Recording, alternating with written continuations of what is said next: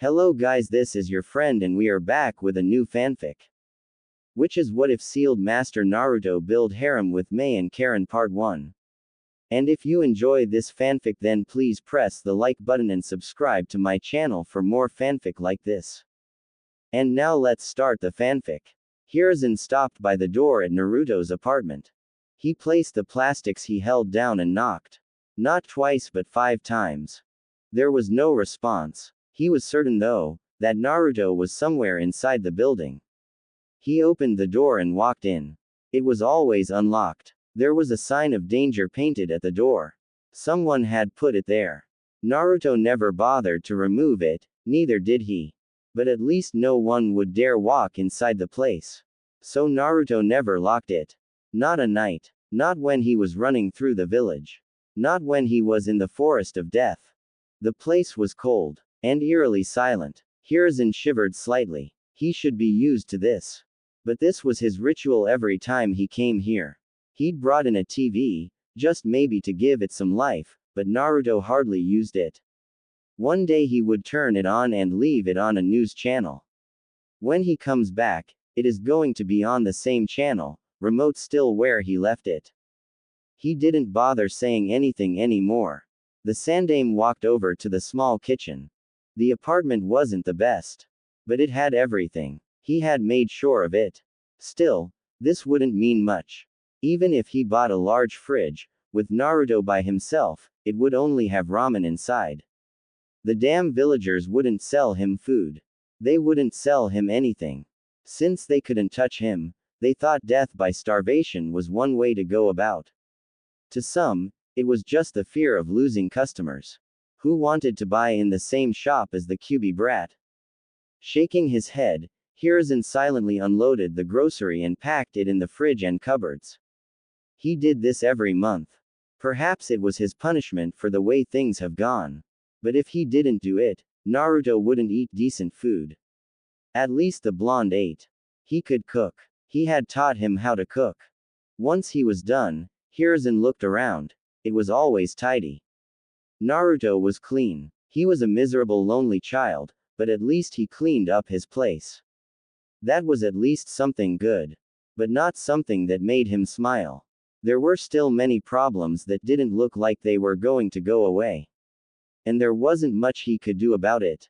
To feel so powerless to change things, Hiruzen had never been so frustrated and he was called the professor. He had learned every fire-based jutsu in the fire country. He had solved many puzzles, and yet, Naruto's life was one he could not solve. No matter what he said, the villagers would undo it with their glares and blatant whispers of contempt. Minato would be so disappointed. He walked over to Naruto's bedroom. It was a one-bedroom apartment. There was no sense of life. The door wasn't fully closed. Slowly, he opened it. It made a creeping sound. He cursed. But when he walked in, there was Naruto sitting by the window. A small boy, no more than 5 years 11 months old. His knee was raised, his other leg inside with his back leaning against the window frame. His eyes were cast outside. He had been here all this time. Just silent. Just never reacting. When did it start? How did it even come to this point? Naruto had been happy. He had smiled and laughed. But these days, he rarely went outside. He spent most time sitting by the window, motionless, as if dead. It pained him. Naruto. Hiruzen forced a smile as he walked over the child. His tone was gentle. Naruto didn't react until he stopped by the window. Hiruzen touched the blonde on the shoulder. He almost startled him. Lost in thought, Naruto faced the third for a moment. There wasn't much on his face. He looked at the plastic on the third's hands. Clothes. He did need some of them. Once more, he looked outside the window. There wasn't much to look at. Just happy people, sending glares whenever they saw him. Is it that time of the month already? Naruto finally spoke. His tone was quiet, slow. Month end. The time for an allowance, new food. And to open the tin he hid his savings. The Sandaime gave him more than enough. It was a pity he couldn't spend it all even if he wanted. Most shops had a sign that said we don't sell to demons. Hiruzen nodded. I brought you something. Naruto had to turn around to look at the Sandame. His tone had been filled with excitement. It was obvious from his eyes that he was holding himself from exploding with the news. Naruto grew curious. Maybe even hopeful. I've never seen you so excited unless you're reading that book you keep hidden in your robes, Gigi, Naruto said. He couldn't keep out the curiosity in his tone. Are you finally going to let me see? Hiruzen coughed. He placed the plastic he held down. And then knelt. Naruto then turned over to him and stood facing him. He had done it automatically without any urging. The third placed both his hands on Naruto's shoulders. His lips twisted upside down. He was apologetic. I'm sorry for not having done this earlier, Naruto. He stared into those confused blue orbs for a moment before pulling Naruto into a tight hug. I am sorry. Naruto stiffened sharply. He wasn't used to this. His personal space intruded. When the Sandame didn't let go, his hands slowly moved and he wrapped them around the old man. Warmth. It was a beautiful feeling. He pulled tighter to get more of it. He buried face on the Sandame's shoulder, enjoying the warmth. It was at moments like this that something he couldn't explain occurred to his heart. His eyes usually water. But the feeling was good. He didn't always get it. But it was good. He couldn't explain it, but he didn't dislike it, even though it nearly brought him to tears. You're going to suffocate me, Naruto. I'm still an old man, the Sandame said with a chuckle before pulling away. Naruto smiled. Yes, he smiled. It was an embarrassed smile. Sorry, he murmured. Hiruzen was happy to see that smile. He cherished it for a moment. There was truly hope. Not all was lost. Yes, there was hope. Listen very carefully, Naruto. You are not going to tell anyone what I am going to tell you, and you will not show anyone what I am about to give you. He paused. Do you understand me? Naruto didn't have anyone he could tell. He had no friends. He didn't have family. He was alone in this world. Maybe he could tell the old man at the ramen stand, but that was that. Yet, he was confused. Why would the old man say he couldn't tell anyone when he had no one to tell? It wasn't by design of an obsession with solitude. He had tried. He has wasted so many hours and days chasing friends. Even if he made them for a couple of minutes, their mothers would come and drag them away. Don't play with him. Don't talk to him. They would say. It hurt him. It seriously wounded him. The last friends he had made tricked him. They saw he was too eager to make friends and then tricked him. They had sent him to the forest of death. He should have known with the danger signs on the fences. He should have known when they laughed with madness when he crawled under the fence, but he had been eager. The forest had nearly killed him. The Sandame hadn't been amused. He had told him what happened. He had explained things and then swore those boys would never become shinobi. And they never did. Naruto had stopped trying. He had stopped. He had seen the ugliness of people. It terrified him. And he didn't want to experience it again. Why? Do you trust me, Naruto? Naruto quickly nodded. Yes, he said firmly. Hiruzen smiled. It will do your life harm if you tell anyone. I can't risk that, Naruto. I cannot risk anything happening to you. There was the chance that people would make connections. No, they would make connections. He wasn't worried about the Yondaime's enemies. He was worried about the villagers. They could reject the truth and try to harm Naruto for claiming otherwise. It wouldn't be pretty. He took out a picture from his robes. It wasn't framed. He handed it over to Naruto, who grasped it with both his hands. He was trembling. That, Naruto, is a picture of your mother. She was carrying you when it was taken. Like I told you, she died during the Kyuubi rampage. Mother. His mother. Her hair was red. It was that crimson color. Dangerous color. He was blonde. Naruto didn't question it. For the first time in his cold, brutal life filled with loneliness and contempt, Naruto had a mother. He had a mother. He wasn't the spawn of a demon. He wasn't the Kyuubi. He was born of this woman. This beautiful woman. The picture. He held it against his raging heart and walked over to his bed. He sat down. He had a mother. Those words repeated 1,000 times inside his head. Until tears rolled over his eyes.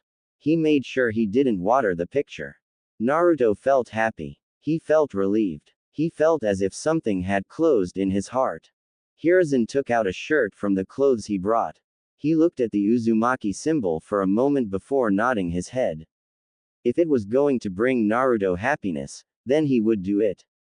He sat beside the blonde, but didn't say anything. Not until a couple of minutes passed. He didn't want to ruin the moment. Hell, an Anbu even came before him to tell him there was an urgent meeting with his advisors, but he brushed it off. It could wait. He had much more important matters to deal with. Her name was Kushina Uzumaki. The same name as his. Uzumaki. Naruto stared at his mother. But he listened to the Sandaime Hokage attentively. He didn't want to miss anything. Most of your clothes have this symbol. You can see it even in Konoha's Jonin vests at the back. This is the symbol of the Uzumaki clan. Your clan, Naruto. Your mother's clan. Before you get hopeful, there are no more Uzumakis out there. At least as far as I know. Your ancestral home, the home where your mother came from, was destroyed during the Second Shinobi World War. He went on to tell Naruto the fame of the Uzumaki clan, its history with the Senju clan. He told the blonde most things. It wasn't a happy thing since the clan was destroyed and Uzu was nothing more than just ruins. But he believed it would give Naruto a sense of belonging. No matter what people say to him, he would know he came from somewhere and his mother once belonged to a prestigious clan. Gigi, will you take me to Uzu? I want to see it. I want to see it. He said those words with hope and excitement. Hiruzen frowned. But he didn't let it show to Naruto. Perhaps if he saw it, he would fully believe. It was one thing to be told about something than seeing it yourself. I will clear my calendar and take you there. But, he pressed his index finger on his lips. Don't tell anyone about it. When we go, it will be just the two of us. No one in this village will know. Naruto nodded vigorously. He would not tell a soul. End. Naruto had his eyes closed, standing on a tree branch in the middle of a forest, feeling the pressure of the wind. When it came to hiding his presence, Jiraiya was a master. To suggest that the perverted geezer learned this trade in order to peep would not be far off. Jiraiya had perfected jutsus for his lustful desires. He could deprive himself of sleep trying to figure out the defenses of a hot spring that was locked away to hide from perverts such as him. He didn't open his eyes when the Sannin flashed on behind him, in midair. His right foot blasting the airwaves as it moved towards the back of his head. On his left hand, Naruto held a kunai before ducking under the fast-coming kick. The moment it went above him, his body twisted in blinding fashion while he leapt into the air, getting away from the tree branch. Jiraiya grinned as Naruto faced him. He could see the kunai on his left hand. Naruto was deadly precise with those. It was always coated with chakra. Without blinking, the blonde flung the kunai. The hand movements weren't extreme. It just seemed as if he was flicking it. But the speed in which it traveled was dangerously fast. The grin on his lips disappeared. The toad sage bent his body backwards, his head facing the heavens as the kunai blasted past him. He felt the wind brush his face as it went by. The kunai hit a tree, blasting past it. Jiraiya didn't have the time adjust his body as Naruto flashed above him, a Rasengan on the palm of his right hand. He cursed the blonde's speed. The Rasengan was slammed into his chest. When it connected, the Sannin exploded into puff of smoke. Kaden. Fire dragon's breath. Jiraiya breathed out a stream of crimson flames from his mouth.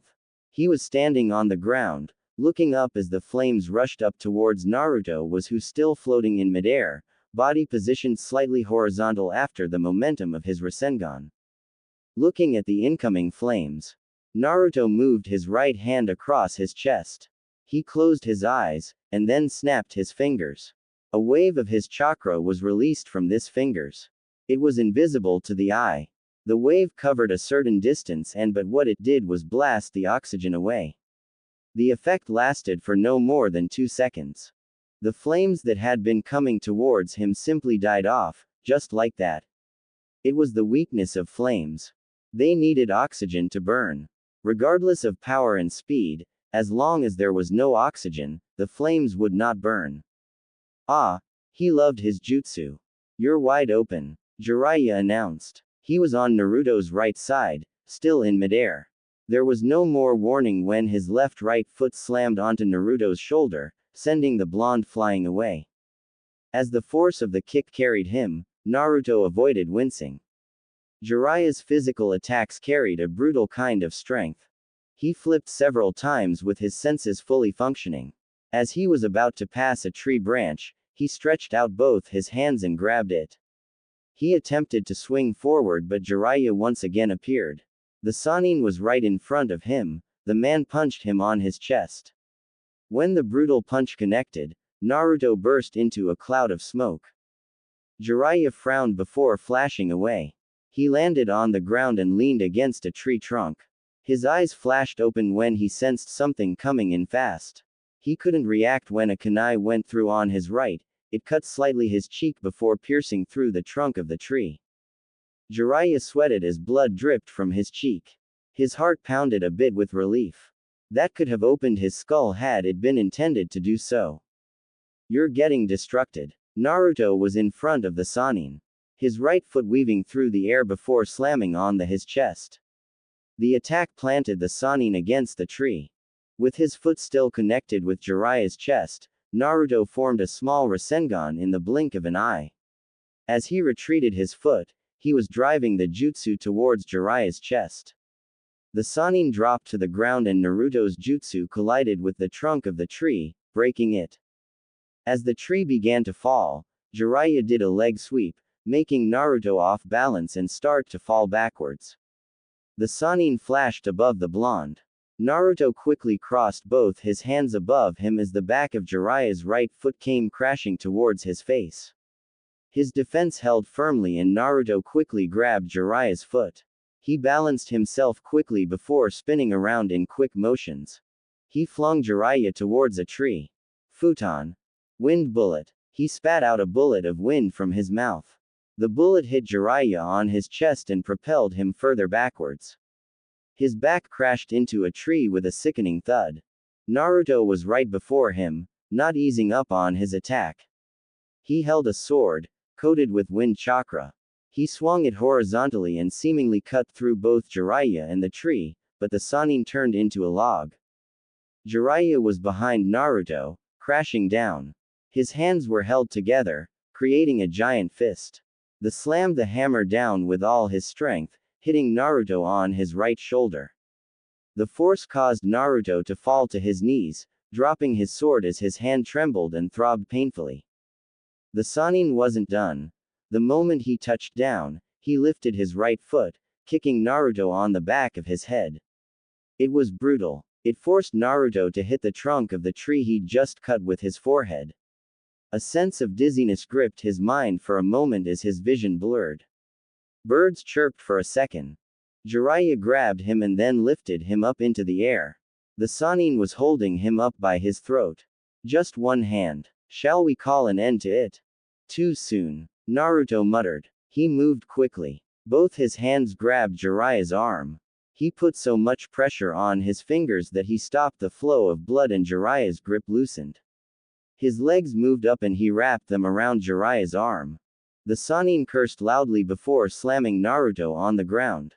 There was a loud boom as Naruto crashed with his back. But he didn't let go. He even started twisting the arm. Jiraiya started tapping on the ground comically before yelling. Naruto, you are going to break my hand. Do something about it. Naruto yelled back, careless of Jiraiya's pain. You shitty brat, if you break my hand, I won't be able to do research properly. That is worse than death. Naruto shrugged. It will save you from pain and women will have their dignity back. Jiraiya cursed once more and used his free hand to form a hand seal. His hair stretched and wrapped around Naruto. He strangled the blonde, forcing him to let him go. Once free, he hurled the blonde away. Naruto flipped several times before touching the ground with both his hands, trying to stop the momentum. Once he stopped, an earth spike burst from the ground. It was sharp, and dangerously moving towards his chest. Naruto propelled his body backwards by pushing chakra into his fingers to push himself. The spike missed him, just by a whisker. Jiraiya expected this. He was upon the blonde. Twisting as he moved, he channeled chakra onto his fight foot and then slammed it on Naruto's face. The kick picked the blonde off the ground, but before he could do anywhere, Jiraiya grabbed his right foot and then twisted him up before hurling him towards a tree. Naruto didn't have enough room to balance his body, and so he crashed into the tree with his back. The Sannin appeared in front of him, driving his punch towards his chest. Jiraiya sensed a spike of chakra and tried to retreat. The blonde burst into a swirl of hundreds of small wind blades. He landed a distance away, but before he could even glance at the damage, he felt the air leave his lungs. Naruto was standing just away from him, with a bleeding face, but he was sucking all the oxygen away. It became harder to breathe for Jiraiya. He fell on his knees, clutched his chest, his mouth hung open. He was going to pass out. There was no relief when it stopped. Naruto kicked him on his forehead with a wind-enhanced kick. He guessed it was payback for his earlier kick. Jiraiya felt his head tremble violently. His vision blurred as dizziness took over. He didn't even feel it when he hit a tree with his back. His senses came back when something slammed into his gut, causing him to spit out saliva while falling on his knees, hands on his gut. The attacks were enhanced with wind. It wasn't like Tsunade, but they did the damage. Naruto fell down on his butt, his breathing labored. He wiped out the blood on his face and then fell on his back. He needed to rest. Once the pain was over, Jiraiya leaned against a tree trunk and looked at his hand. It was bleeding with several cuts. He applied his medical ninjutsu to stop the bleeding. The cuts were not deep, so they closed. After a couple of moments of silence, he looked at Naruto. His right hand still ached from that lock. The blonde was improving. He was getting better and better by each month. This training trip had been the best option for Naruto. If they hadn't done this, he wouldn't have gotten closer to his godson, he wouldn't be producing another shinobi who would surpass him. It was still early days, but one day, Naruto would surpass him. He would be better than him. Jiraiya was honestly proud. Minato had been a genius, but Naruto had potential and he used it to his advantage. He knew his potential. The blonde was also willing to learn. "I'm no longer taking it easy on you," Jiraiya more or less grumbled. The last hits had been unpleasant. It has been quite a while since someone managed to hit him so hard. "I told you to bring your A game, even senjutsu if possible. I'd kill you with senjutsu. And I am soon going to cripple you if you're not careful," Naruto retorted. Jiraiya frowned. That was true. He couldn't deny it. It wasn't the arrogance speaking. It was a fact. Before their training ends, Naruto was most likely going to leave him bedridden for a couple of days. They did fight with the intention to kill. There was no friendly. You could break a leg. It was part of the training. Part of fighting experience. More than anyone, Jiraiya knew the experience was important for survival. Your reflexes are good and your speed has improved. But you need to stop leaving gaps between your attacks, Jiraiya lectured. You also leave yourself open each time you snap your fingers. It is only for a second. When fighting against normal shinobi, I can recover quickly. Don't take comfort in that. You will fight people even faster than me. If they are faster, they will attack on that lapse of concentration. If you cannot work around the problem, it is best you leave that jutsu for emergencies. I think that would be best, Naruto said before going silent for a moment. It requires maximum concentration and I must stop breathing monetarily. For you it might be seconds, but for me, it is like minutes. Well, we can't take away the fact that the jutsu is a work of genius. It basically makes the fire element useless against you, Jiraiya smiled. When are you going to broaden your arsenal? You can't be satisfied with just wind. That aside, wind is weak against some elements. You must always be ready to adapt to any change, and using different elements helps in this regard. I can work something out with fire. Given my extensive knowledge of the element, using fire-based jutsus for me should require minimal effort, Naruto said, getting up. I will send a letter to Tsunade for her to send us some scrolls with fire-based jutsus, he said while getting. Come on, let us go back to the town. He looked at himself and frowned. This is going to drive away customers. Don't flatter yourself. You're not pleasant to look at even when you are clean.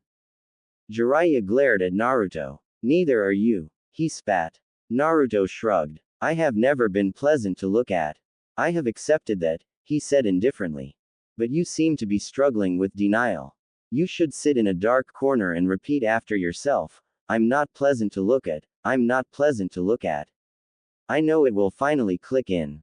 Jiraiya didn't ease on his glare. The cold dark humor. Sometimes Jiraiya questioned Naruto's sanity.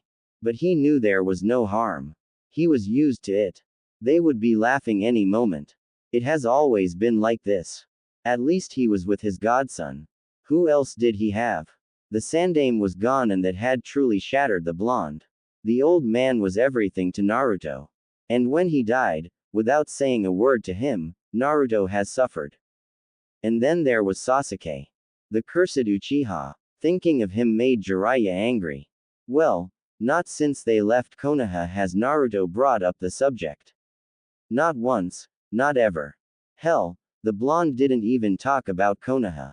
And Jiraiya didn't push. He was getting close. There was no need to venture into territories Naruto didn't want to touch. But he understood that they couldn't ignore it forever. They would have to talk about it because sooner or later, they would have to return to Konoha. You could at least try to be nice, you know. My heart isn't that strong anymore, he said with mock misery, feigning to be 100 years old. Old people are locked up in their homes, Naruto said. He sighed and stared into the heavens. What do you think is up in the sky where we cannot see, sensei? Jiraiya cast his eyes into the clear sky. He stared for a moment before shaking his head. I don't think there is anything there. I don't think there is life there. Interesting, isn't it? Naruto said. What? You say there is no life there, but up in there is where this world receives its life. If the heavens do not make clouds for rain, the trees, the animals, the grass, these things will die. The rivers will eventually run dry and people will be next. There is no life there, and yet, it is where we receive our lives. Once again, Jiraiya looked into the sky. He couldn't argue with the blonde on that note. One thing he has noted about the blonde was that he was deeply knowledgeable about many things. And he knew how to apply his knowledge. Perhaps it was the wisdom he gained from spending much time with the Sandaime Hokage. When you spend time people, something about them also rubs off you. That is nature, Jiraiya said. Naruto nodded. Yes, nature. So beautiful, calming, and yet it can be so dangerous. I like nature, he said before changing the subject. I have been curious, you have no shame, have you ever tried peeping on Tsunade? Jiraiya's body froze. Yes, it was more of a whimper than anything. He could never forget that memory. He still had those wounds from the beating she had dished on him. He fought with the crazy side of him that said it was worth it because he had nearly died that day, literally. Tsunade had pummeled him hard. She had broken so many bones, the pain. Worse, she healed him after doing it and then threatened to beat him into the brink of his life again if he tried it once more. Well, those had been younger days. He could escape now, but he wouldn't dare try it again. He had learned his lesson. Judging by that response, you must have received quite the beating. You don't know half of it, Jiraiya said with his eyes closed. He swallowed hard to banish the memory. She nearly killed me. Since then, I say anything to her but never again. Never again. But you did see, right? Naruto glanced at the Sannin. It must have been something else. She must have been a very delicate young lady when she was younger. She was, Jiraiya said. She is still beautiful, he added. Naruto didn't comment on that. He just nodded. Without much being said, the two headed back to the town. The walk was silent, both in their thoughts. Jiraiya was thinking about what they had to do next while Naruto was thinking about certain things in his life.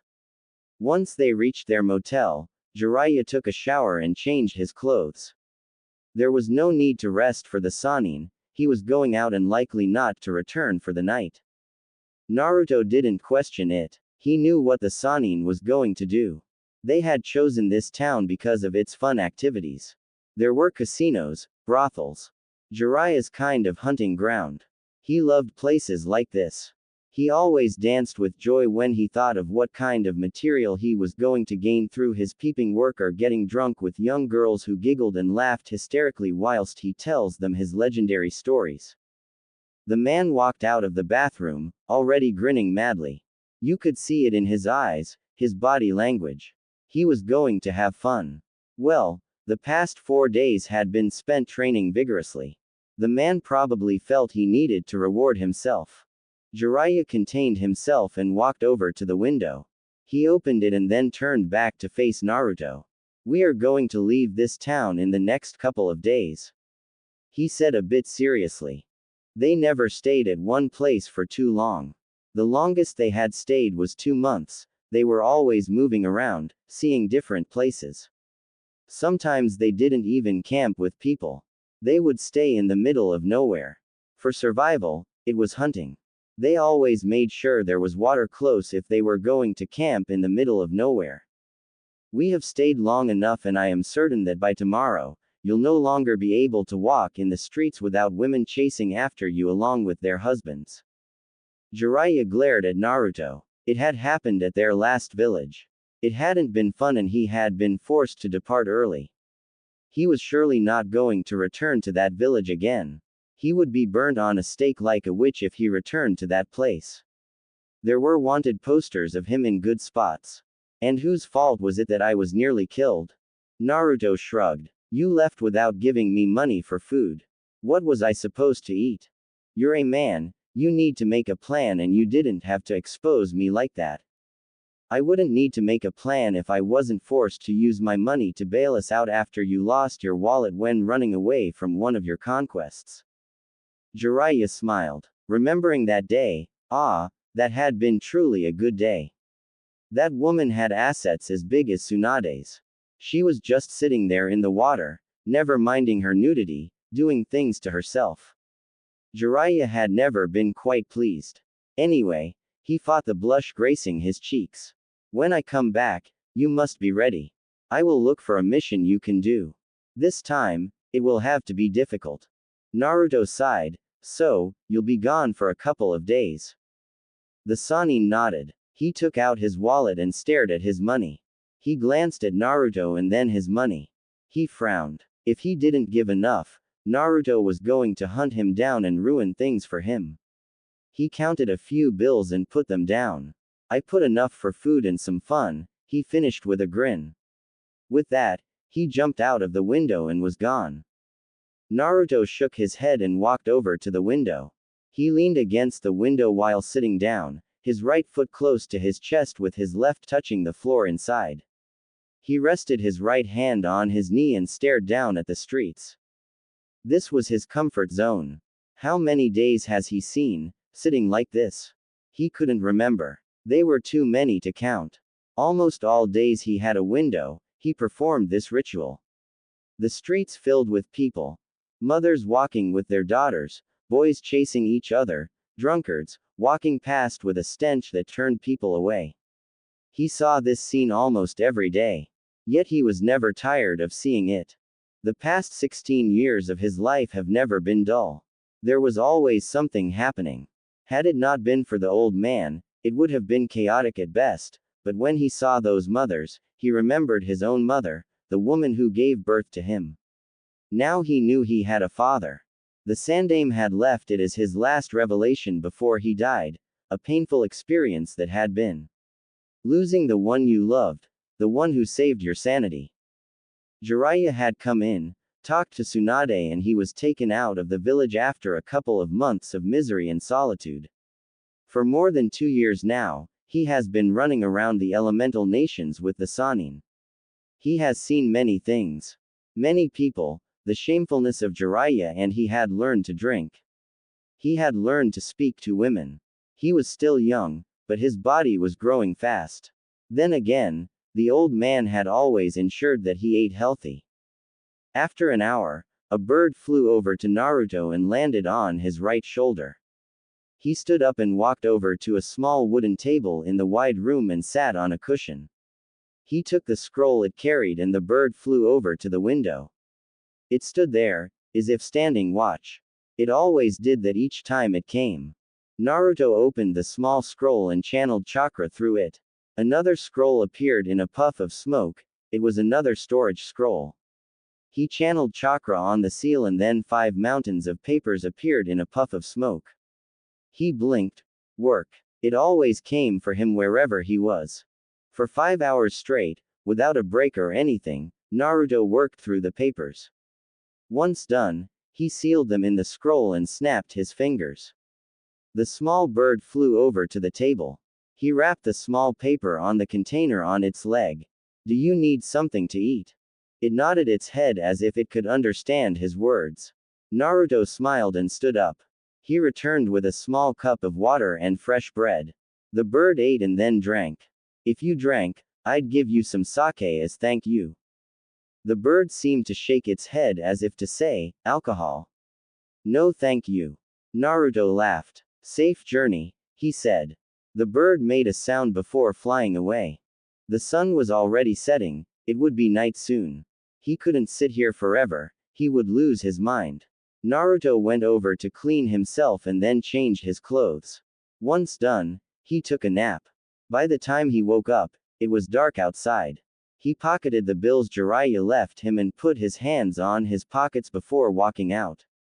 He was already familiar with the town.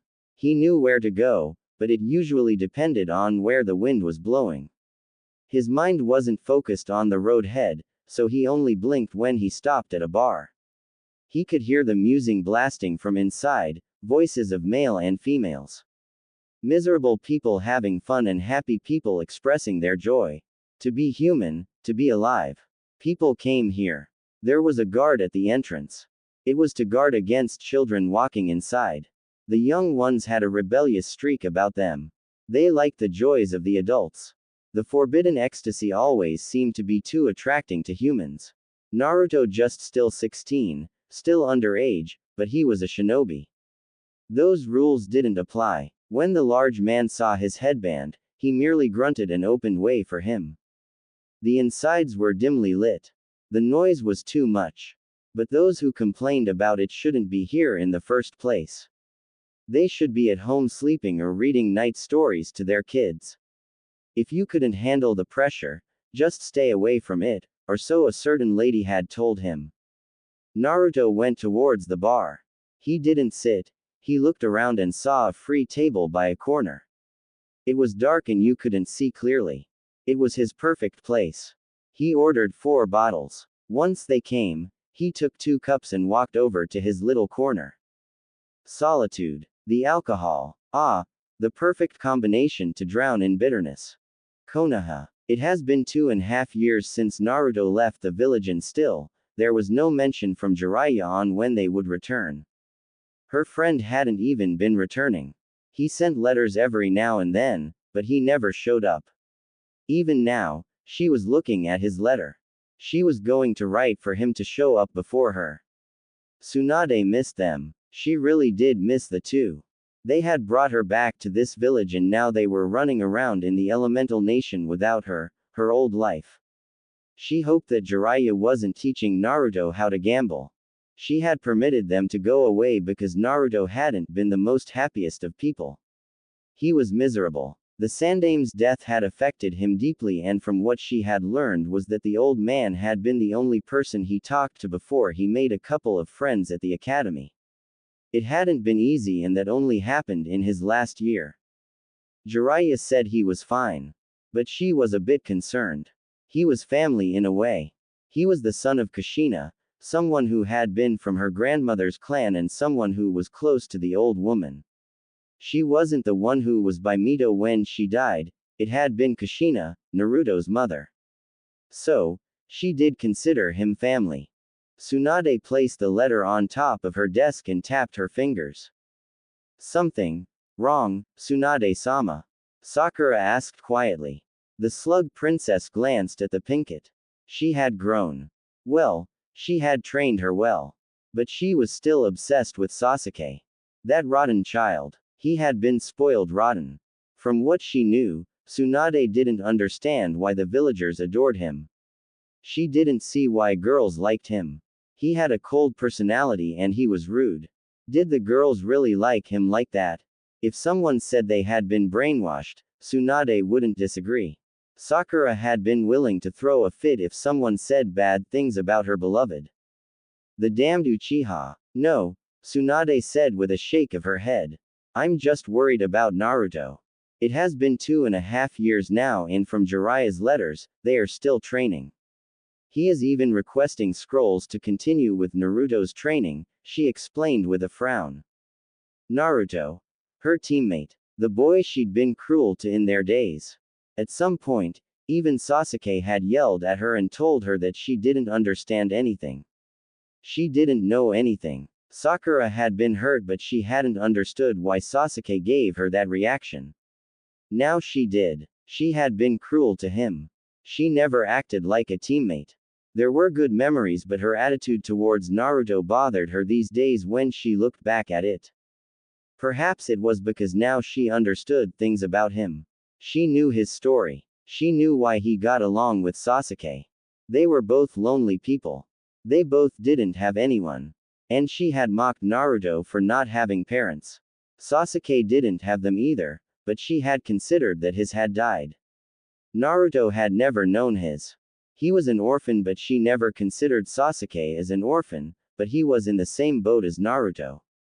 How is he? Sakura asked carefully. Jiraiya never explains in detail but he is fine, Tsunade said a bit bitterly. Sakura was surprised at the realization. So he has never sent you a letter? Tsunade nodded. No, not even one, not since he left. I have only been hearing from Jiraiya. If this continues, I will order them to come back, she said firmly. She didn't say anything as Shizune walked into the office, holding more stacks of papers. She frowned. Why do you have to bring that load now? I just finished another one. It is going to pile up if I leave it, Shizune said calmly. There is also this, she said handing a report to Tsunade. The Godime looked at the report for a moment before frowning. Troubling news. She didn't need it now. She closed it and put it on the drawer on her desk. She handled the letter from Jiraiya to Shizune. Please make sure you get everything in the list, I need to send them to Jiraiya. Shizune looked at the list. She left quietly without saying another word to Tsunade. Once Shizune was gone, Sakura took the opportunity to ask. Anything on Sasuke? She asked hopefully. Her eyes widened, she didn't want to miss anything on Tsunade's face. Tsunade shook her head. Still nothing. Well, he is with Orochimaru, he is rather difficult to track down, she frowned. But we must find him. The time is coming for Orochimaru to change bodies and if we don't act, he might take Sasuke's body. That will be over for the Uchiha. Sasuke-kun won't let that happen. Sakura said firmly. When Tsunade merely stared at her, she sunk down a bit and became nervous, and worried. Do you think he will? That is the only reason Orochimaru gave him the cursed seal, Tsunade said. That aside, Naruto did say Sasuke said he was going to sell his soul to the devil to get the power to kill his brother. If it means giving his body to Orochimaru to kill Itachi, then he might do it. I wouldn't even be surprised if Orochimaru manages to twist Sasuke into allowing him to get his revenge for him. For a moment, Sakura's body froze. If that happened, she would never see her beloved. He would become Orochimaru. They really had to find him. If Tsunade wasn't winning, she would look herself. Can't you ask Jiraiya-sama to do something? I didn't want to burden him but it looks like I don't have a choice. Tsunade said. 4 days after Jiraiya left Naruto. It was in the afternoon when Jiraiya returned. He found Naruto sitting motionlessly by the window. Perhaps it was something they had in common, but he never sat there like he was dead. Naruto never even used the window like the door. Never ever. Jiraiya had never seen it. Even when he was sitting there and had to go out, he would out through the door. It was strange, but Jiraiya never questioned. That took you long enough, Naruto said without turning to face the Sannin. I'd stepped out of the town to receive some information. Jiraiya said as he sat down next to Naruto. He had his back leaning against the wall, the blonde on his left side. You know my network is very busy. I know, you sometimes leave for a month chasing shadows, Naruto responded. He glanced down at the Sannin for a moment. What did you discover this time? Jiraiya realized, there was no hint of curiosity. Naruto was rather good at it. He was never too eager to learn anything. Even when he was asking things considered secrets, he never showed you how interested he was. Sometimes it made it difficult to tell if he was serious or not. Jiraiya had learned to just share or say he didn't have to know. If Naruto was asking, he wanted to know. It is about Uzu. He looked up. To see Naruto's reaction, there was nothing out of fashion. My ancestral home, Naruto said a bit lazily. There were many rumors going on about the land of whirlpools. The village had been reborn, but no one knew who did it and how it came to be. Suddenly one day, people just heard the rumors and the Wave Country confirmed it because they traded with the village. What bothered people was that the land was being led by the unknown, someone who was called the Emperor. No one has seen him, not even the people within the village. Considering how the village saw its end during the Second World War, I'm certain some people are very nervous. Naruto added, his blue eyes staring outside once more. Jiraiya nodded. The village had been destroyed. It hadn't done anything to anyone. The Uzumakis didn't fight in wars. They were a peaceful nation, but yet, they were powerful.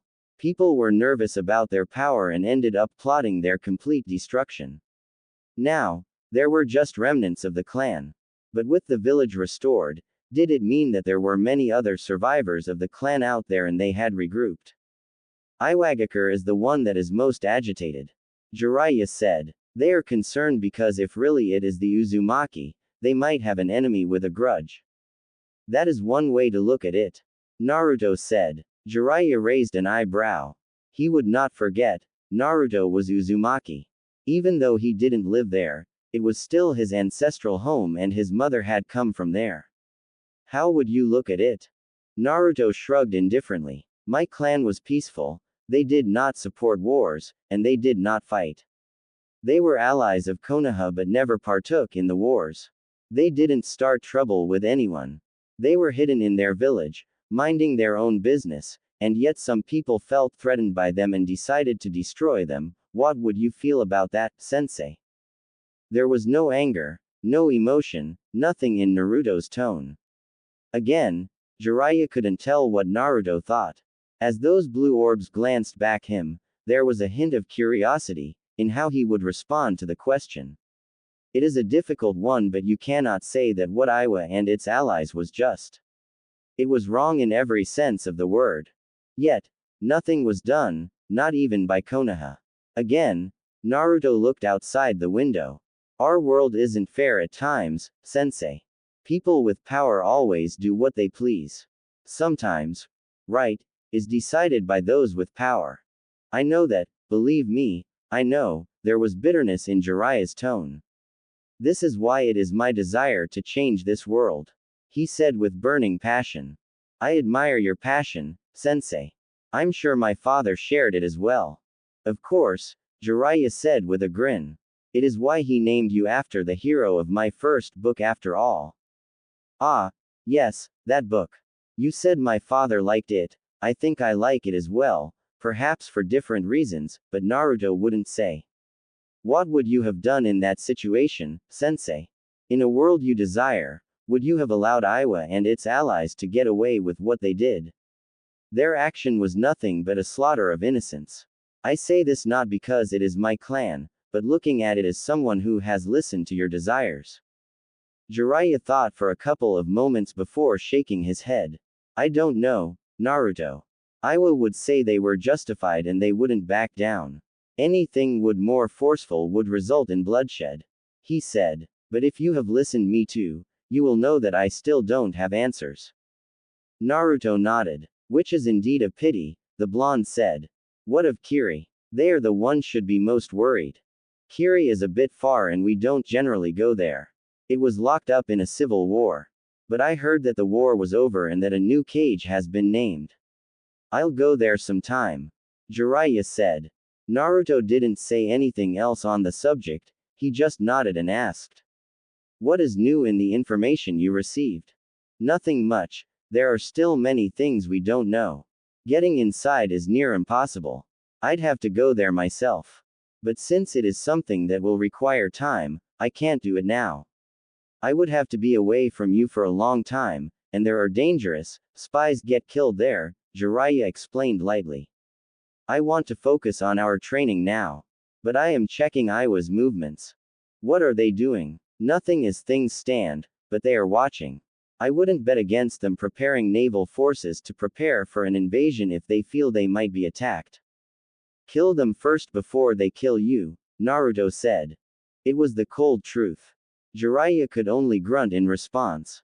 What would you do if it came to that? Naruto took his time before responding. I don't know, he said. You said we'd do a mission when we leave. The Sannin nodded. Are you ready? He asked. But let me correct you. I never said, we. Naruto looked at the Sannin curiously. Why don't I like the sound of that? Jiraiya smiled. There is nothing to worry about. Otogakur. Kukukukukukuku. Orochimaru laughed with throbbing joy, seeing Sasuke fight. He was sitting on his throne. The Uchiha was excelling and moving faster than he had anticipated. He had been right after all and the Uchiha was a good candidate. But then again, he was never wrong, was he? He was usually right because he made calculated moves. Kimimaro had turned out a failure because of his illness, but Sasuke was perfect. The Sharingan would finally be within his grasp and he would make sure that the body would last him. It was a pity he could not sit Sasuke on a chair, strap him up and then begin to bisect him to an up close to what actually happened inside the Uchiha's body. Well, he just had to be patient. He would do it once he gained the body. He didn't have a problem with cutting himself up. Orochimaru went through a fit of coughs coupled up with blood. He frowned. This body had reached its limits. He really needed another host. He couldn't move freely now. And very soon, he would be bedridden, unable to do anything. Kabuto walked up to him, medicine. Dutifully, the nin gave him his medicine before glancing at Sasuke who was fighting in the hall. He is improving splendidly, he said. Should we inform him of Naruto-kun's improvements as well? Orochimaru shook his head. Let us leave that for now. It might come in handy as a form of motivation, he said. Did you bring what I asked for? Kabuto nodded. I've also found something interesting that you might like to know, he said lifting up his glasses. Orochimaru eyed Kabuto. Was he being teased? If the man knew he was going to like it, why didn't he just say it? Kabuto was loyal, but sometimes Orochimaru questioned it. He smiled. What is it? It appears that Gurren has once more surfaced in Uzushiogakure. Orochimaru blinked. Oh, that was indeed an interesting piece of information. His former number 2 had vanished from him along with that boy. He hadn't bothered chasing after them because they were no longer useful. Gurren had done what he needed her to do. Perhaps the only thing she could prove was that of danger to him was about what she knew. Well, she has been gone for about a year now, and nothing has happened, so he thought he was safe. That aside, he hadn't thought she had gone to join another village. Well, that could be troublesome since we don't know anything about the village, Orochimaru finally said after weighing up his thoughts. Have you sent someone? Yes, but they didn't come back. Well, it is interesting, Orochimaru. I could go myself, but at this point, I need to be by your side. A bitter reminder that he did need Kabuto at this moment. His movements were limited and very soon, he wasn't going to be able to do any by himself. The medicine wasn't for anything but pain. He couldn't stop the rot. So long as his soul remained here, the body would continue to break apart and he would experience the pain. Why didn't Kabuto just leave him? He shook his head. He needn't think about such things. There is something I have prepared, but I'd rather not use it unless there is no other choice. I am not going to be like this forever anyway, but if Gurren was here, I'd take her body and continue to nurture Sasuke-kun until he is ripe for the taking, the Sannin said. Call him. Kabuto nodded and called Sasuke. The stoic-looking Uchiha walked up to the two, his fully matured Sharingan glaring at the pathetic-looking Sannin with so much coldness that it filled Orochimaru with joy. What? I have a mission for you. I'm finally leaving this cage, Sasuke said as he accepted a scroll from Kabuto. Everything is in there, Orochimaru said. It is merely a test of your strength. I want to see if you can succeed smoothly before changing tactics for your training. River Country. Naruto sitting under a tree in a meditative position with his eyes firmly fixed on Jiraiya. The Sannin was sitting there with him. Plans were drawn on the ground. Naruto had already surveyed everything while Jiraiya watched. The Sannin hadn't commented and said he would not comment. Even if Naruto was making a mistake in something, he would not say anything, not until the mission was over. The Sannin had said he had to make sure no innocent person died, and if it happened, he would have to live with it because that was what happened. The village close to them was being occupied by criminals, scums who were here for the loot. The village of Takumi has sent for help and they had to remove the scums. Naruto had to do everything by himself. There were 30 enemies, but they were mostly just bandits. 10 were shinobi but nothing strong that would cause him trouble.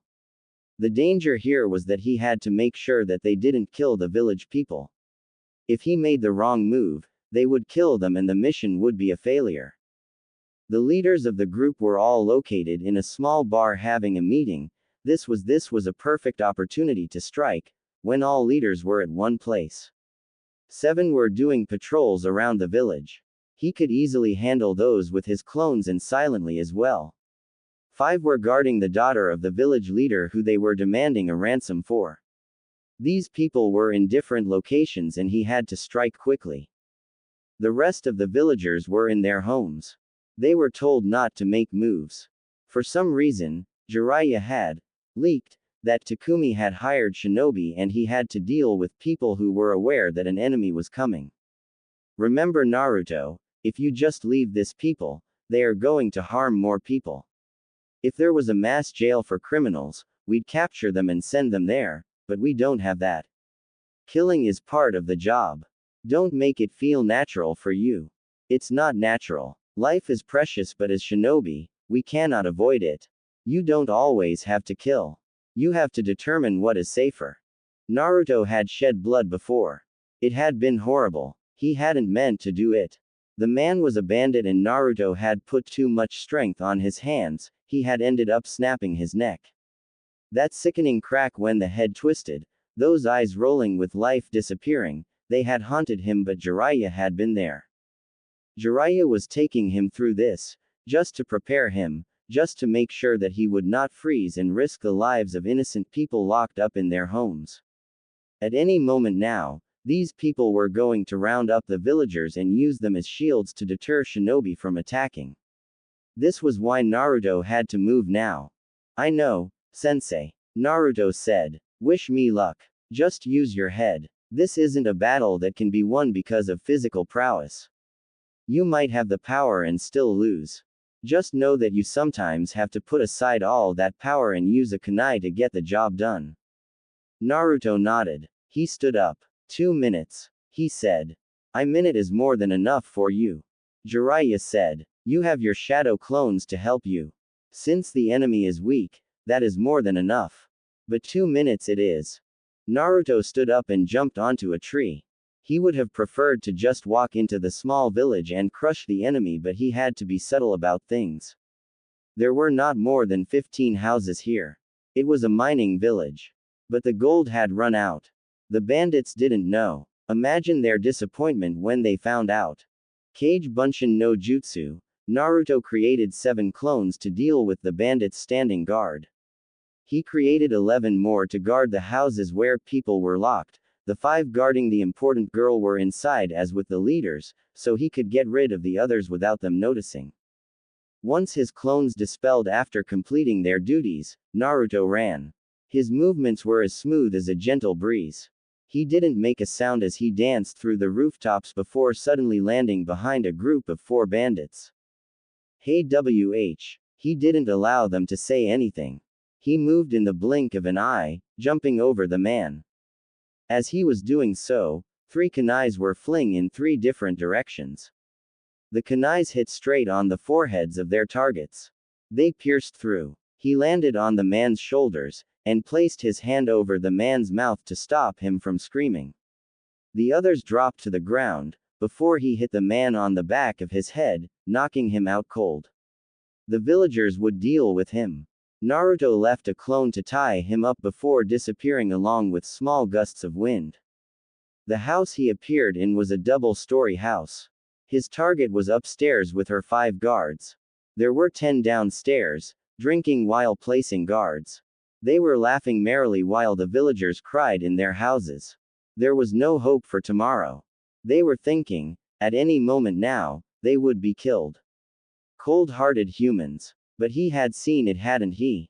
The ugliness of people. He had experienced it too, so he could understand. Naruto went behind the house and walked through the wall. He peeked through the window. The girl looked fine. She was small, crawled up in a corner, trembling in fear, tears in her eyes. People were truly ugly, weren't they? A little girl, an innocent child, and you did that to her. He had been innocent too. A child, younger than she was, and ugly people had tormented him.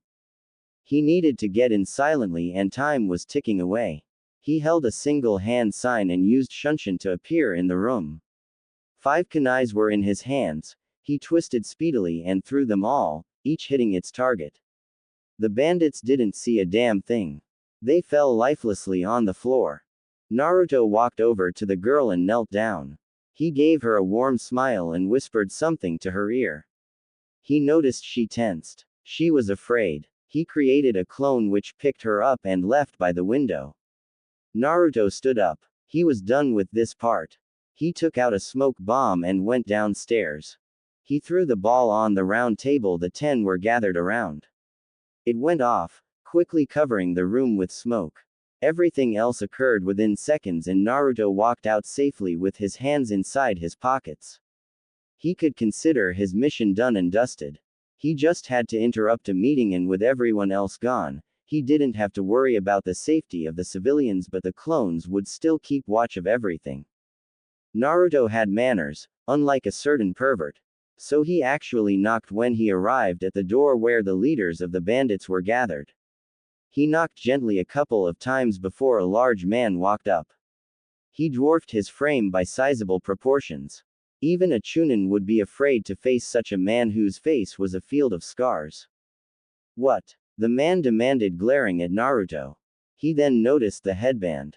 They sent a brat. A brat? He looked insulted for a moment. Naruto didn't say anything. His response was to punch the man on his face. Despite his size, the man was sent flying back inside the room. He crashed loudly onto a wall, face bleeding, teeth falling out. He cursed loudly as he staggered to get up to his feet. Naruto stepped into the room. They were all large, ugly men. They were the kind of perverts of liked little girls. Pedophiles. He counted them calmly before greeting them. They were not even the least surprised or alarmed. As large as the man he had punched, he was simply a doorman. Konoha Shinobi. One of the men frowned, looking at the forehead protector Naruto wore. Is it true, I've head even though young, Leaf's shinobi are strong? One asked quietly. We are about to find out. They all readied themselves, grinning madly. He was just one. They were big and strong. They could handle this, or so they believed. Between mob justice and quick deaths, what do you prefer? Naruto asked in a calm tone. But a mob justice was no good, was it? Maybe the villagers would pay back the people who made them suffer, but it did nothing but incite violence in the hearts of people. Naruto nodded to himself. Although he offered that option, he wasn't going to go with it. Innocent people didn't need to dirty their hands. This was the duty of a shinobi. We picked neither option. The first one lunged towards him, attempting to plant the base of his foot on his face. Naruto sidestepped the large foot and raised his right hand, channeling chakra through it. He made a fast motion as if he was cutting something, and then blood gushed over from the man's knee. His leg was cut off from his knee. When the pain shot through, he cried painfully. Another yelled, swinging a right hook. Naruto caught the man on his arm, having avoided the punch. Chakra was channeled through his fingers and he pressed. There was a sickening crack or bones breaking. The man cried out in pain while gritting his teeth. When the last man hovered behind him, Naruto slammed his elbow on the man's chest, knocking on the wind of his lungs. He was a shinobi, and he had to finish this. He took out 4 kunais from his pouch and did what he had to do. Once done, he breathed in and out to calm his nerves. He didn't need to see anything. He simply walked out and made way for it. Jiraiya could handle the rest. They just needed to do what he did and mission complete. The village would be safe. Minutes later, Jiraiya walked up to Naruto. I can't complain, he said of Naruto's performance. You okay? Yeah, Naruto said with a grunt. Where to now? I doubt we are going to be staying here. Takumi to collect our payment. You know someone has to pay for our living expenses, Jiraiya said. We will stay in the village for a couple of days before deciding where we will go. I have to wait for something. Our payment? Naruto asked with a raised eyebrow. It is my payment, sensei, and we are not sharing. I'm the one who found the mission, and we are a team. Takumi hired both of us and they will pay both of us, Jiraiya said. You should have asked the terms before you did anything. Well, I can always tell them that you didn't do anything and don't need to get paid. Naruto offered. I'm sure they'd believe me. You wouldn't. Naruto smiled. Of course not, I wouldn't do something like that to my beloved perverted sensei. When Naruto first met the Biju inside of him, he had been truly frightened, not of those huge eyes or its size but the sheer amount of hatred those eyes directed at his presence. He was surely just an insignificant person the Biju could squash under its massive paws, yet it could look at him with so much hate that his body trembled. Naruto had never felt something so powerful. Over the years, he has learned that it wasn't him specifically who was hated but humans in general. The poor beast was forced to remain caged because of its power. It was a sad thing. Of course, Naruto didn't pity the beast. He didn't hate it either. As he gently touched the waters, those huge eyes opened slightly. Naruto marveled the size of the Biju, its intelligence.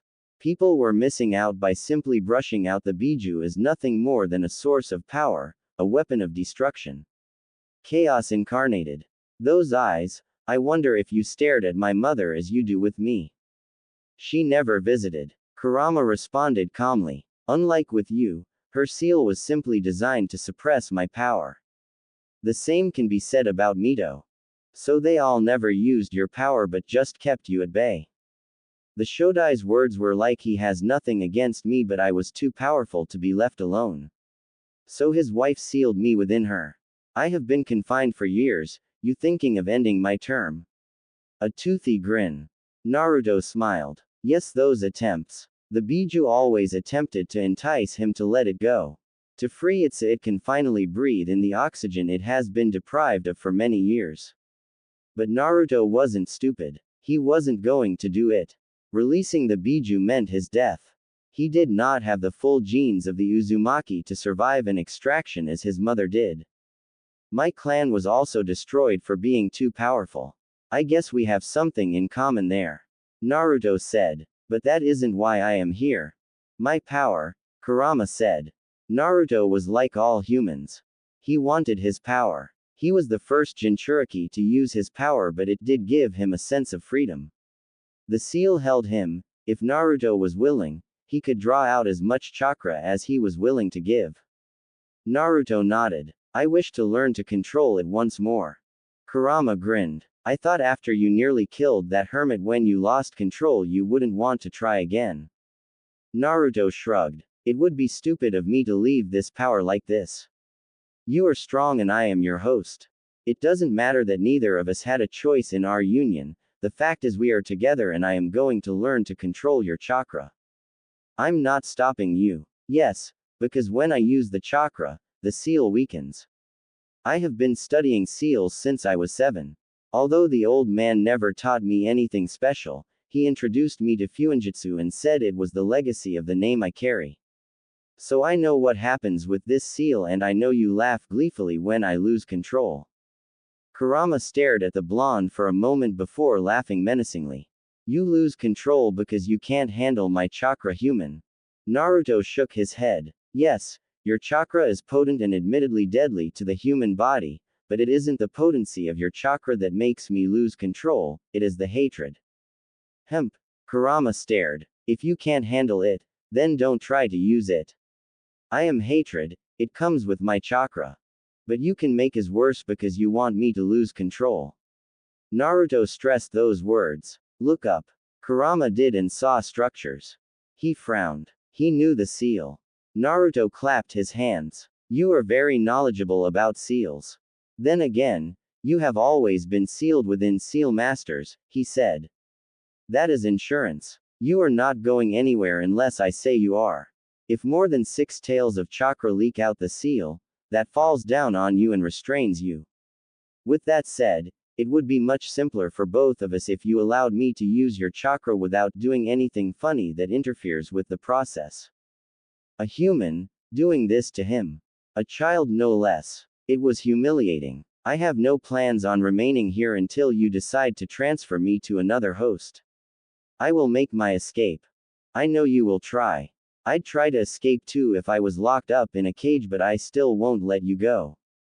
I need your power. I know you hate humans. If you force your way out of the seal, you're likely to kill me first and then incinerate my body just to make sure I stay dead. But let us make a deal that gives you a bit of freedom. Of course, you'll still be locked, but the seal is special and we can work out something. Naruto's eyes snapped open. They sharpened when saw Jiraiya's foot heading straight towards his face. It was too close for comfort and he didn't want to get any unnecessary hits. He quickly fell backwards, lifting up his face while he raised both his hands. As Jiraiya's foot passed above him, he caught him just above his ankle. The Sannin raised both his hands up, surrendering. Naruto let go of the Sannin. Why are you attacking me? You were open, Jiraiya said with a shrug. Naruto stared. Is that how we are going to play it, sensei? If one is open we attack them. It's not a game but it's a one-way street exercise. I am the master and you are the student here, Jiraiya said firmly. He was certainly uncomfortable with the idea of Naruto being given the license to attack him if he was open. That's not fair, Naruto said. Here is my rule. To determine that you are still worthy to train me, I will attack you if you are open. I see no value if being helped on by someone weaker than me. Jiraiya stared. You still got a long way to go, brat, the Sannin said. He sighed and sat down next to the blonde. They were still in the river country. It has been a week and he already had plans. He would have liked to start with other things but there was something he had to do and it was important. Not to mention he still needed to see Tsunade. The woman had been forceful in her letter. He had to go before attending other agent matters that needed him and he couldn't do them with Naruto. But even if he was to leave Naruto, it wasn't going to be much of a problem for the training the blonde had to go through. Naruto did his own training when it came to ninjutsu. Even as his sensei, he only informed Naruto of the basics and the blonde did everything on his own. When they do get to fire, he would only teach Naruto the basics and a jutsu he knew. The blonde would learn everything by himself. He trained Naruto with taijutsu, kenjutsu and some genjutsu. Naruto was not that good with the latter, so they'd shelved it and focused on simply being able to negate them. Troubled, Jiraiya glanced at Naruto for a moment before shaking his head. No, he said. I was just sorting out my thoughts. What were you doing anyway? Ah, when you interrupted me, Naruto started.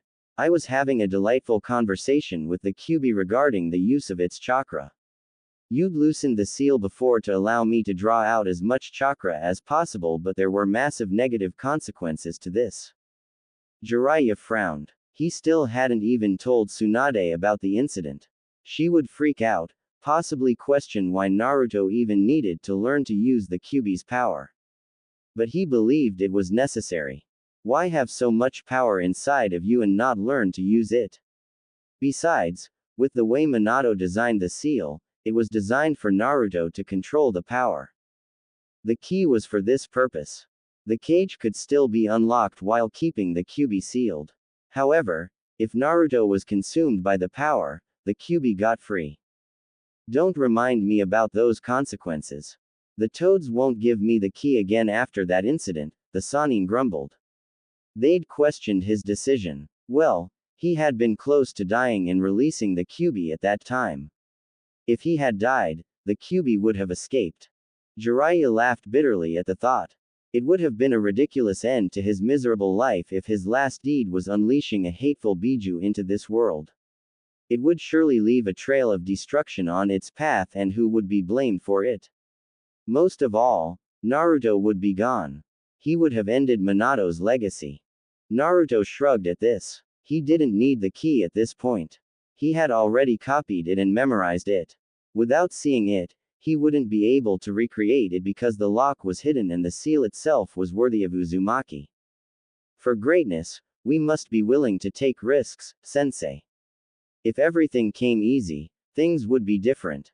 Naruto said. My conversation with the Biju centered on it allowing me to use its chakra freely.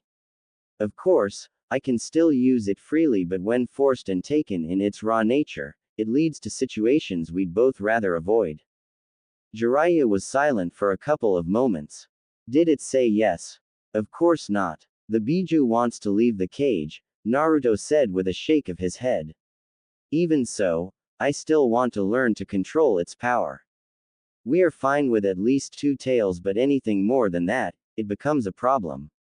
I'm okay with that, but you must understand that power alone doesn't determine things, Naruto.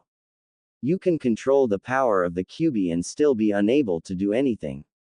Naruto smiled. Sensei, you should know there is such a thing as soft power.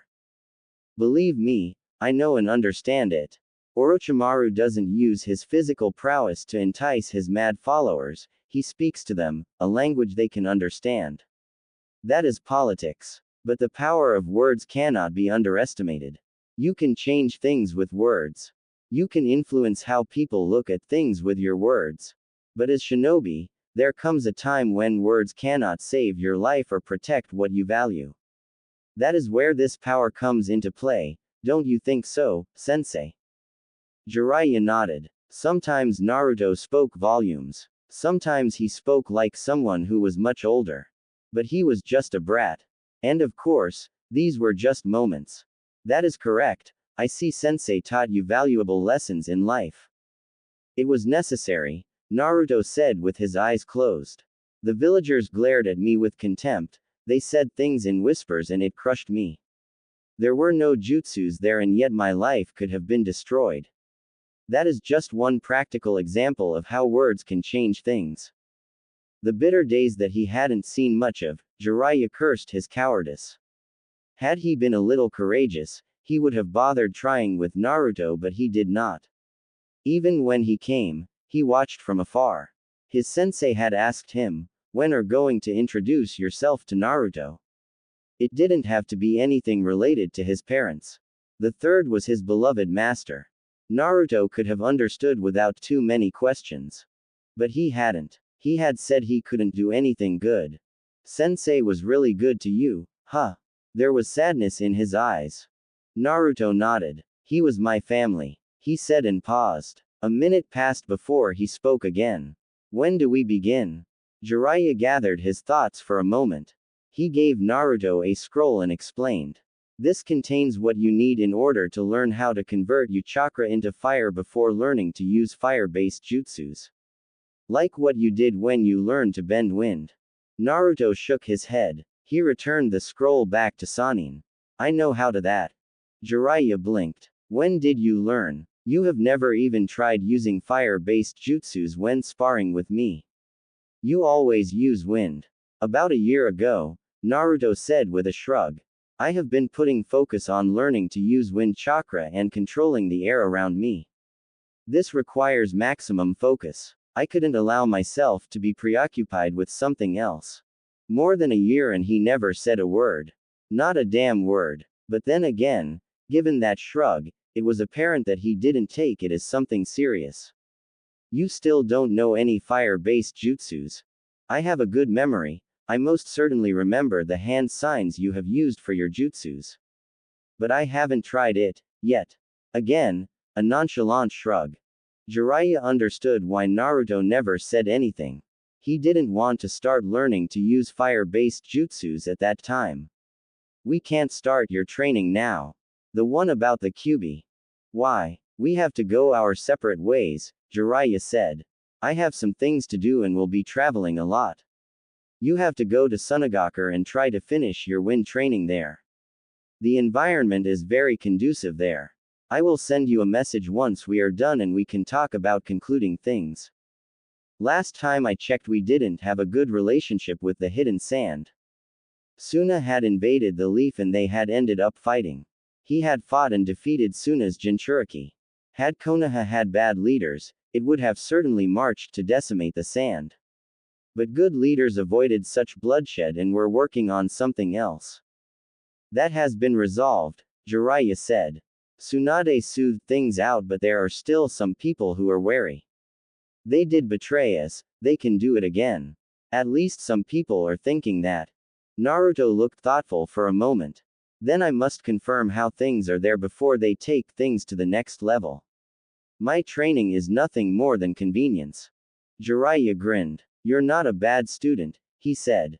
Kakashi always spoke about reading underneath the underneath, Naruto said with a shake of his head. The desert is going to be unpleasant. If you get caught in a sandstorm. But it should be fine. You can always consider it a training trip. You really do like trial by fire sensei. You threw me in a deep pit to get me to learn how to summon the toads, Naruto stared. One of these days sensei, you'll be drunk and wake up sleeping next to the old hag while posing. Jiraiya shivered at the thought of Tsunade seeing him before her when waking up. She'd kill him this time around. Let us not go that far, he said nervously. I sent a message to the Subaku family to inform them of your visit. I thought it would be suitable they know. Naruto nodded and looked up into the sky. I'll camp by the border tonight and enter the desert before the sun rises. He said. Don't try to learn using the Kyuubi's power there. We don't want you accidentally leveling Sunagakur to the ground. Jiraiya said. He could actually see that happening. The Kyuubi had enough firepower to do that. The only way he had managed to even survive was through suppressing the chakra. If not for Fuinjutsu, he would be dead, literally. We shall see. Naruto responded with a shrug of his shoulders. A day later. Hidden village in sand. Traveling documents. Those were essential. If you were going to walk through the gates of any hidden village, you needed them. It didn't matter if you were wearing a headband or just a civilian, you needed papers that showed who you were and where you come from. Security reasons. They didn't just want everyone and anyone entering their villages. Spies and dangerous criminals could walk through the gates if not watched, and that posed a serious risk to a village. Naruto looked up into the sky. This was his first visit in this village. He didn't know where to turn to. He didn't know anything. Perhaps this was why Jiraiya had contacted the Subaku family. Naruto didn't actually need them to get by. He could ask around. The wind around the village was pleasant though, a gentle breeze, a warm kiss of nature. It was unlike the desert. The wind was wild, untamed, a natural force of destruction. Certainly something that could destroy you. Listening to its whispers, how it caressed his skin, Naruto was tempted to dance right here and now with his bag hanging on his back. Someone hit him on the shoulder. That just ruined the mood. It felt like the wind suddenly disappeared on him. He looked at the man who had hit him, an apologetic smile. Naruto nodded and the man hurried somewhere. A minute later, two more people passed by him running. Naruto shook his head. A village may have different name, culture and environment, but people were still the same. He started moving once more and finally found a room to rent, for a month-long stay. There was no hurry to see the Subaku siblings. He wasn't even sure how it would go considering that the last time he met them he had been battling Gaara. Well, at least it had ended up pleasantly. Naruto placed his bag on the bed and turned towards the window. His calling. It was high up in the wall. He frowned. He stepped next to the wall and placed his hand on it. He blinked before smiling. He almost laughed. He was thinking of creating a window that suited his needs. Was he that obsessive about this? Naruto shook his head. The window was probably up there because of the conditions in the village. If storms came, they had to be safe. He placed his hands up and climbed up onto the window. He couldn't sit the way he preferred given the size of the walls, but it would do. Once settled, Naruto looked outside. It wasn't a pleasant view. Then again, he never visited the window for its view. 2 hours went by before Naruto was snapped out of his thoughts by a knock on the door. He thought about ignoring it for a moment. His sentimental time was being disturbed. Silently shaking his head, and went down and walked over to the wall. A young girl, who showed him the room, was standing there, with a warm smile. Sorry to disturb you, but I just wanted to see if would take your food here or if you would eat downstairs. Jiraiya was going to shout and curse but Naruto would only smile. He was renting a room in a 5-star hotel. The Sannin would cry foul over his wasted money. Naruto was usually safe with the money the Sannin gave him. He rarely spent it all and the man was more than happy to take it back. So, just this once, he could live the life of a spoiled prince. I will come downstairs. He said. Can I also get a small table I can use to write on? I will speak to the manager about that. Thank you. The young lady gave him the eating schedule and before walking away. Naruto closed the door behind him and sighed. He should ease the tensions he felt on his body. Traveling in the heat of the desert is a bit rough. He would rest his body today and would go out tomorrow for training. Hidden Leaf. A bandaged Jiraiya was sitting by the window, with a frown on his lips. Naruto didn't do this to him. But Tsunade had to greet him by pummeling him. He couldn't do his job with his body in pain. It would be troublesome if he came across trouble when his body was still suffering from the effects of Tsunade's beatings. Well, he was used to it anyway. I can't believe you, you damn pervert. Tsunade sent a harsh glare towards her former teammate. Jiraiya moved slightly. He was ready to bolt through the window if Tsunade made a move. One beating was enough, he couldn't take another one. I just couldn't help myself, Harem. When I came in, I felt that I was being called. Being called my. Tsunade didn't ease up on her glare. For more than 2 years you don't come show up and when you finally do appear, the first thing you do is go on a peeping tour. He didn't bother coming to see her. He didn't come through the gates. If it wasn't because of the complaints she had received, she wouldn't have known he was in the village until he decided that he was ready to see her. Didn't he know that she had missed him? Not that, she would even admit that to him. He would never stop reminding her about it. There was also too much to talk about that could not be said through letters. It has been over 2 years, damn it. I was going to come, Harem, Jiraiya said lamely. But you didn't have to beat me like that and then tear my scripts. I'd been working on that for some time, he complained with a glare. Tsunade shrugged carelessly. I should be having someone remove all those images in your head. She said. Jiraiya wouldn't permit something like that, he would fight tooth and nail to avoid it. Naruto let him do his research peacefully as long as he took care of everything that the blonde needed. Sneaking in was a good idea though. He was already banned in most places.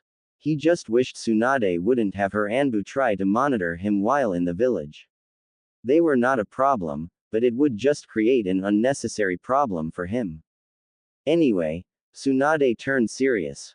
What did Naruto say when you said you were going to come here?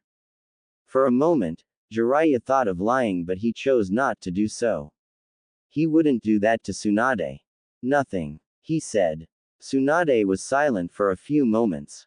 At this point, it was getting dangerous, but she didn't want to get suspicious or cast doubts around Naruto. But he could not mope around forever.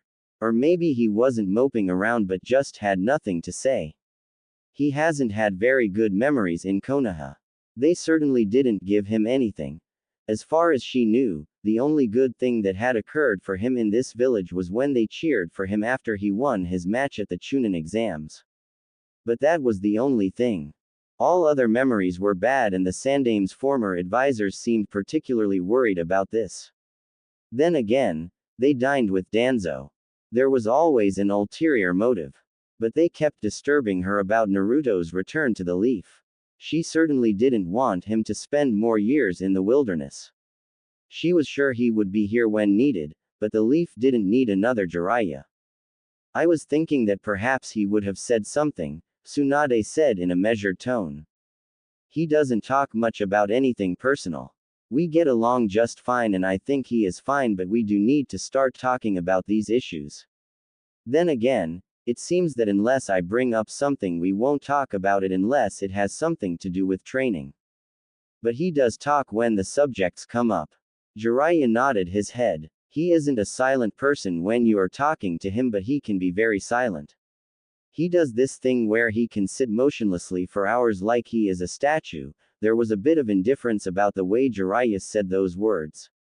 He even shrugged in the end. Why don't you sound concerned about it? It isn't a problem, he said. I think it is done out of habit. Tsunade was silent for a couple of moments. She couldn't get any reports the Anbu made on their observations of Naruto. There was a register that said someone was observing him, but there were no records of it. Not in this office, not in the Sarutobi compound, not in Anbu HQ, and she didn't know who was doing it. Well, she had succeeded her sensei. If it was something dangerous, he would have made sure to keep it for himself only. The training is going fine, I assume. You don't really give a clear picture in your reports. Everything is going fine. If we end up taking more time, I will talk to the Toads about teaching him Senjutsu. But I will see what happens in the coming months. Forget Senjutsu. Why are you talking like you are going to spend more time away from the village, Jiraiya? You have to start talking about coming back now. There is a limit to how much I can tolerate this. I will talk to Naruto about it, but I did mention that we would have to talk about concluding things, the Sannin said. Tsunade stared at the man. He didn't sound concerned, and he wasn't saying they would come back. You're not concerned, are you? You are happy you are spending time with your godson and are able to do some good for your past failures. Jiraiya smiled bitterly. That might be true. It may be selfish on my part, but I am doing something good here. Naruto is learning and he will become a great asset to Konoha. It isn't like there is anything that really needs him here, so he can afford to focus on his training, Jiraiya responded in a tone filled with regrets. I will talk to him about it. Let us just give it one more year, Harem. Tsunade sighed. The issue with Uzu is becoming a problem. Naruto is Uzumaki and his continued absence in the village is troubling to some people and to me really. If there are survivors of the Uzumaki clan there, would he decide to go there, or would he come back to this village that has done nothing but treat him with contempt? Jiraiya frowned. He avoided thinking about this issue. He didn't want to question Naruto's loyalties. His sensei had never said anything about Naruto being a flight risk. But this was what Tsunade was basically saying. He could understand from her position. There was also the Kyuubi to think about. What are some people plotting? I don't know as yet, but they will eventually. She sighed tiredly. Who could have thought that the revival of one small village could unsettle things so much? Well, you could understand why it was destroyed in the first place. Our world depends on bijus to balance power, but they had the power of making possessing bijus worthless. The Uzumaki's sealing prowess was something that we can never see in this world. Jiraiya said. If they have come back, now you start questioning, are they going to come for us? A paranoid person like Danzo will also be thinking, will they also look at Konoha? Why would they turn to us if they have indeed revived? Konoha did nothing after Uzu was destroyed. Nothing. Mito was married to the first Hokage. We carry their symbol on our shinobi vests. Kushina was sent to this village for the sole purpose of becoming a Jinchuriki. And yet, when their village was destroyed, we did nothing. Tsunade frowned. That just raises a new problem. We will deal with it when it comes. But if we are looking at it in that way, they have a lot of enemies. She said. We still don't know anything, so best we wait. Have you been able to determine Naruto's standing in this? Jiraiya shook his head. No, he said. He asks questions when talking about it and poses some things that get me thinking, but always does it objectively, not as Uzumaki. Naruto did that often. He didn't reveal his opinion on most things despite his willingness to engage him in any subject. You have to find out what he thinks, Tsunade said. What do you have on Sasuke? He follows Orochimaru closely, but I think he has been around Otogakur in the past months. We never saw him anywhere. Orochimaru is the one who has been rather silent. Tsunade looked thoughtful for a moment. Since he has to change hosts every 3 years, we can assume that his current host is starting to wear out. So he is limiting his movements, she said. This would be a good moment as any to apprehend him. Jiraiya nodded. But we don't know where he is. Otogakur is a massive web of hideouts. If you go to one, Orochimaru will know and escape. You really can't move unless you know exactly where he is. I expect you to find out soon before he takes Sasuke's body. I personally don't care for the brat, but we can't allow Orochimaru to have him. I'm going to be looking around for the next couple of weeks. I will come with something, at least I hope. What of Naruto? I didn't tell you. I sent him to Sunagakur. He will be there for at least a month. If he didn't stop by the desert to train, he should have arrived already. Jiraiya said. You could have said when you came here, Jiraiya, Tsunade said with a shake of her head. How long are you going to stay here? I will be gone by tomorrow morning. Jiraiya said. I have to do what I need to do quickly before meeting up with Naruto. I have given him a month. It will be best if I don't keep him waiting by taking too long. Sunagakur. Naruto was in a training ground. It hadn't taken long for him to find it. The whispers of the wind were just too much for him to ignore. The wind just felt so natural, so gentle, so powerful. In the places he has been, he has had to use much of his chakra to generate wind jutsus, but here, you could control the wind itself. It was a difficult adventure, but nothing impossible. It could be done. You just had to learn to move with the wind and just be one with it. In this exercise, Naruto usually meditated and allowed himself to measure the speed and density of the wind. You could not simply wish to control something you did not understand and could not measure.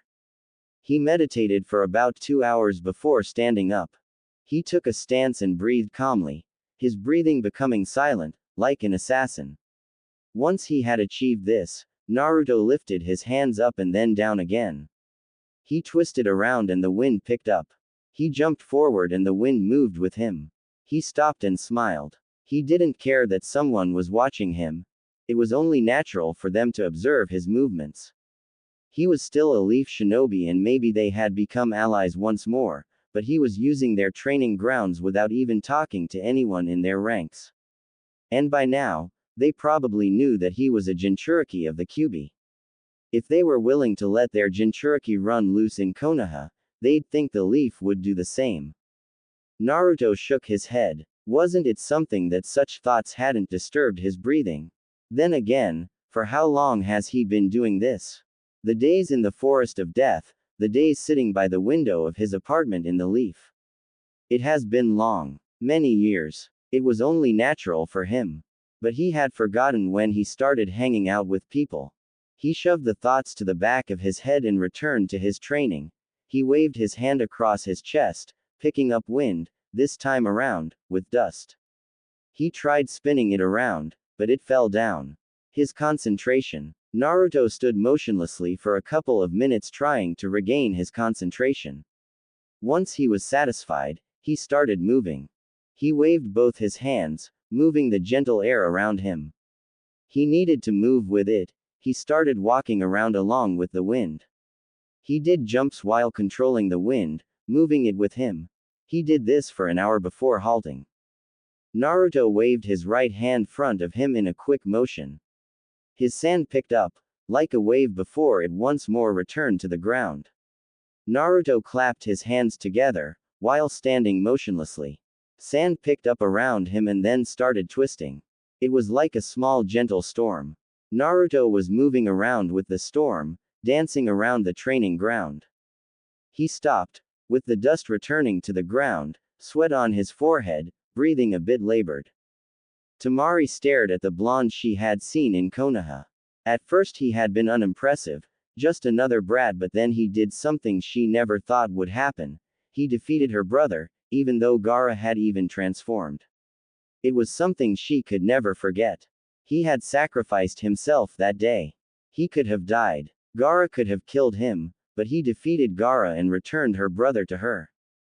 Now he was standing there, looking at her. He had grown, he still looked slim, his hair was long, reaching over his shoulders, and it looked like it was never cut because it was messy, but it could be because of the dance he was doing. He was dressed long black pants and a black long-sleeved shirt with a swirling symbol in the front. He had truly grown, a bit of something to look at. That was impressive, Tamari said, walking over to Naruto. Naruto shook his head. He had a small smile on his lips seeing the blonde kunoichi. It was nothing, he said. Just requires a bit of concentration and energy. He paused. You don't have a problem if I sit down, do you? I am a little worn out then look. The exercise took out a lot from me. Tamari shook her head. She glanced at him with a curious eye as he settled down. On first look, it appeared that you were controlling the sand, but that isn't it. Naruto glanced up at the blonde. Subaku no Tamari. The eldest of the past Kage's children. As far as he was concerned, this village has yet to elect a Kage since Rasa was killed. This was the daughter of that man and a brother to the puppet user as well as Gaara. His memory of her was when she brutalized Tenten during the Chunin exams and looked irritated when Shikaku quit in their match. Oh yes, she did blush when she first saw Sasuke. What is so funny? Tamari more or less demanded. Naruto shook his head. Sorry, I was thinking about something. When we first met, you blushed when you saw my former teammate. Tamari sent the blonde a slight glare. She didn't want to be reminded of that moment.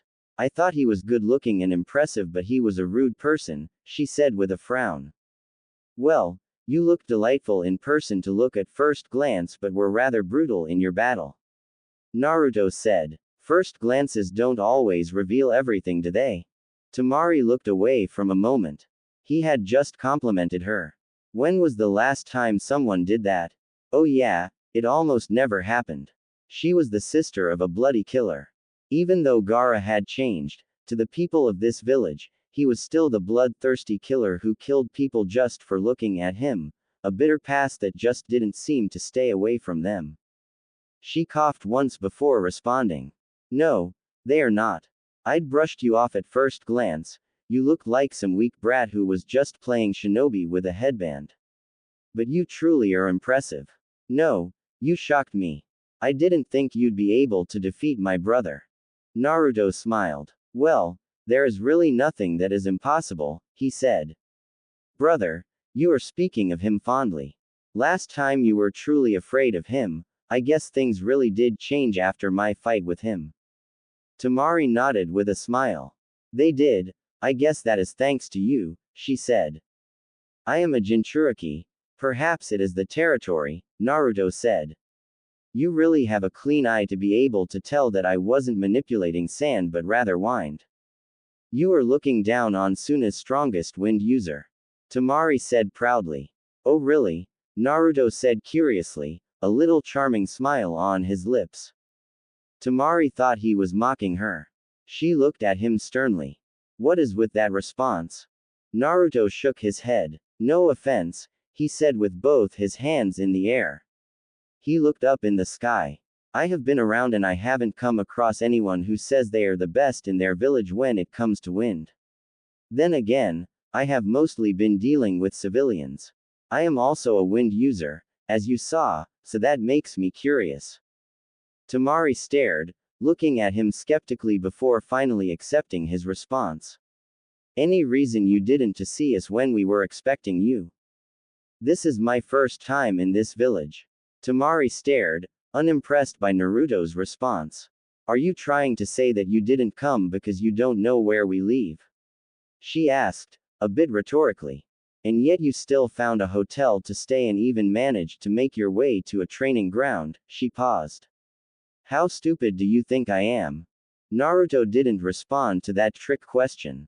I wanted to look around the village by myself without my hosts because it is my first time being here.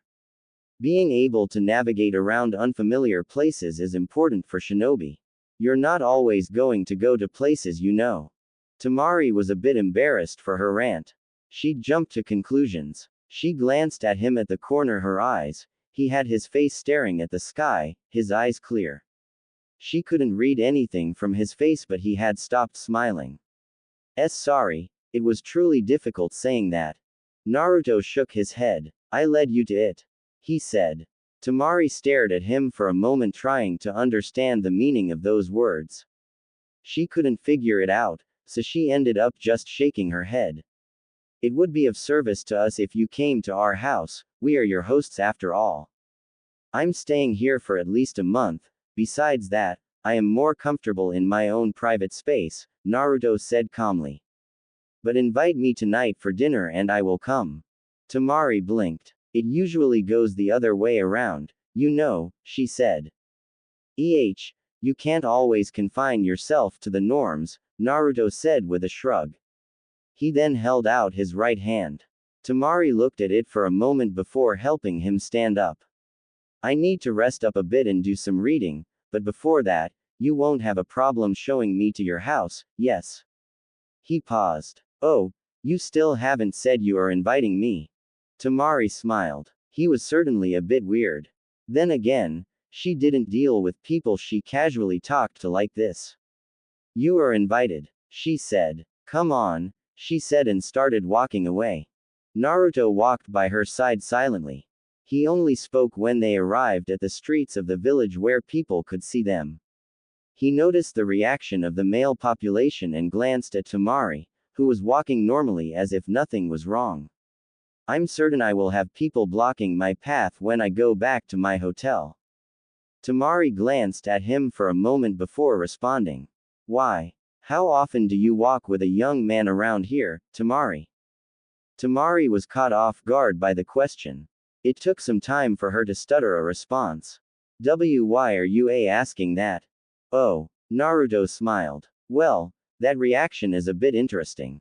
I'm guessing you don't do that. Surprised? I am truly surprised.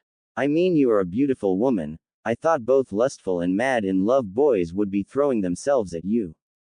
Temari frowned. They can't do that. They are afraid. She paused, shaking her head. They are afraid of my brother. She didn't explain why. And thank you. For. Naruto knew why. He just wanted her to say it. She was a tough person but yet still innocent. And he was used to dealing with the perverts that Jiraiya surrounded himself with.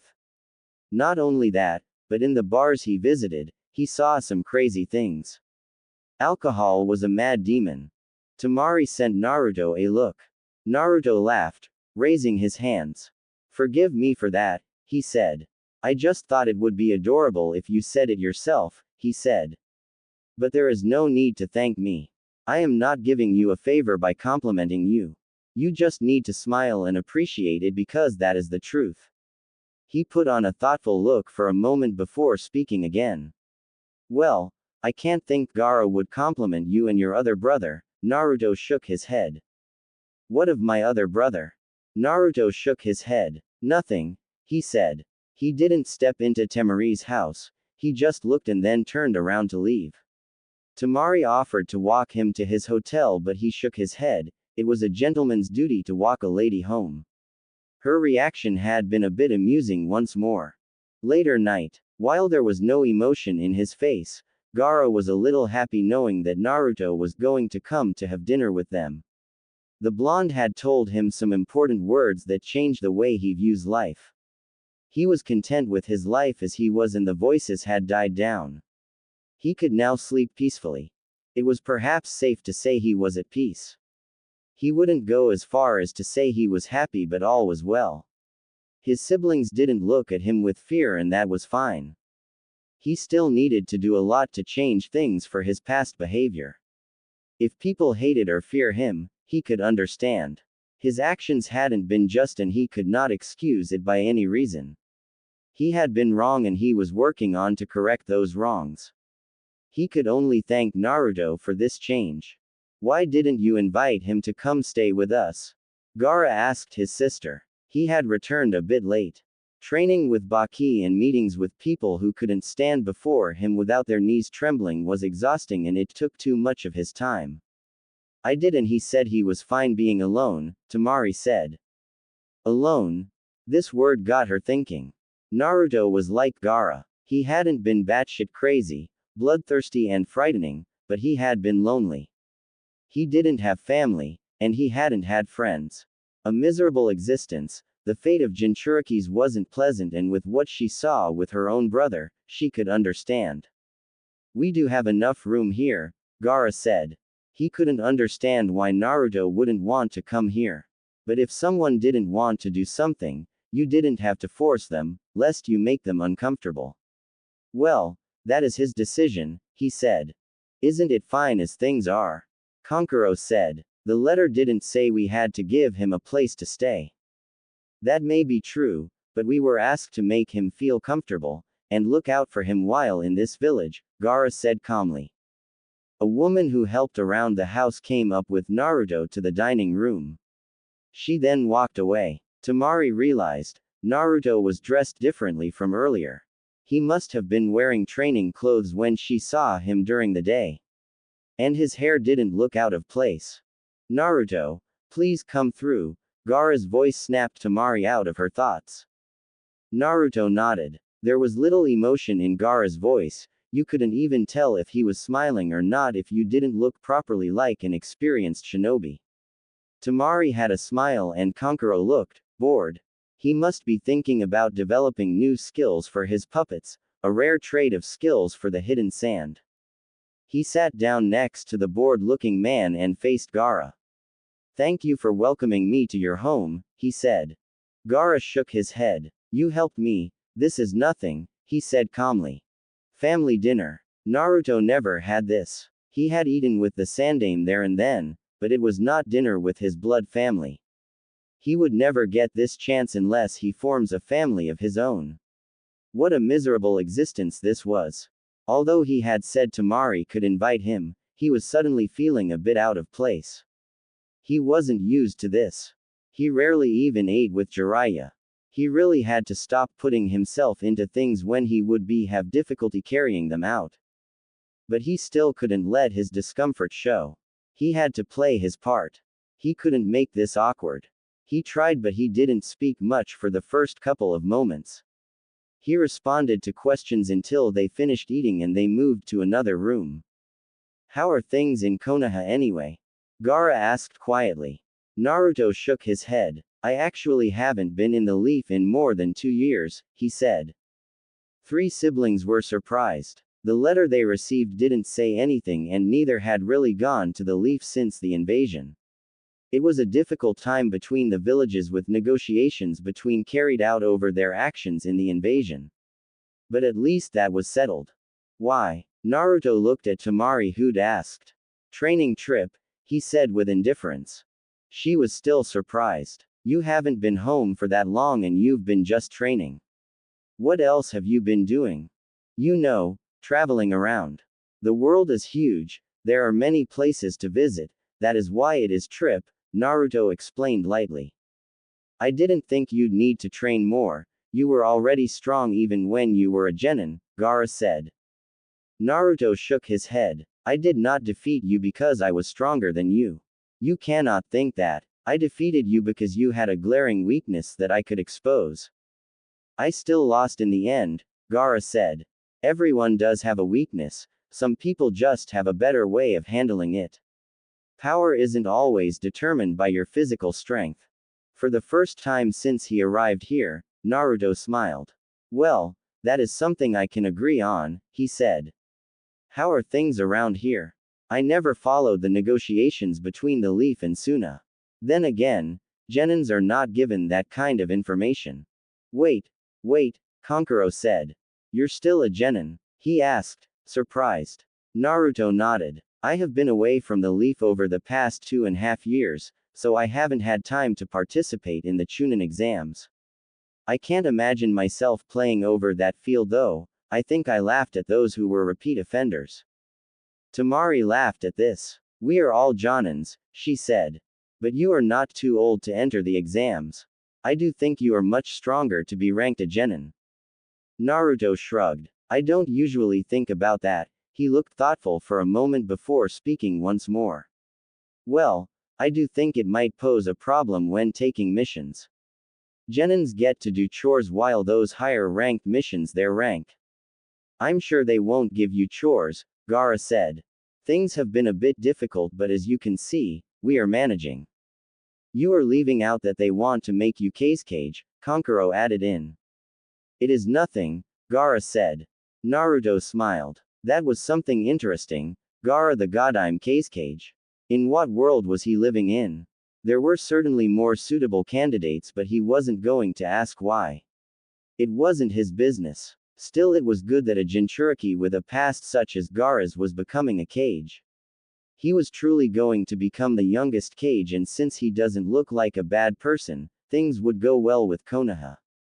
Congratulations, Gaara, Naruto said. I think that is something special, regardless of the reasons. Certainly, they wouldn't put the Jinchuriki up as a figurehead. There had to be someone they could put in that position. Suna didn't even need to pretend to be strong, it was weak.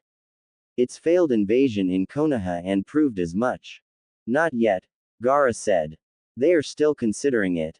This village hasn't had an official Kage since the past Kage. There has been someone who assumed the role of leader, but no Kage. I still have to be appointed and do the job worthy of a Kage to be congratulated. You'll do a great job, Gaara, Tamari said reassuringly. You've got us to back you up. Ah, family. Naruto lost his smile. He stayed with the Sand siblings for a little while longer. But once time had come for him to leave, he bid them farewell. It hadn't been a bad night. A bit uncomfortable, but he had soldiered through it. There were moments, but it had been quite lovely. Are you going to be using our training grounds often?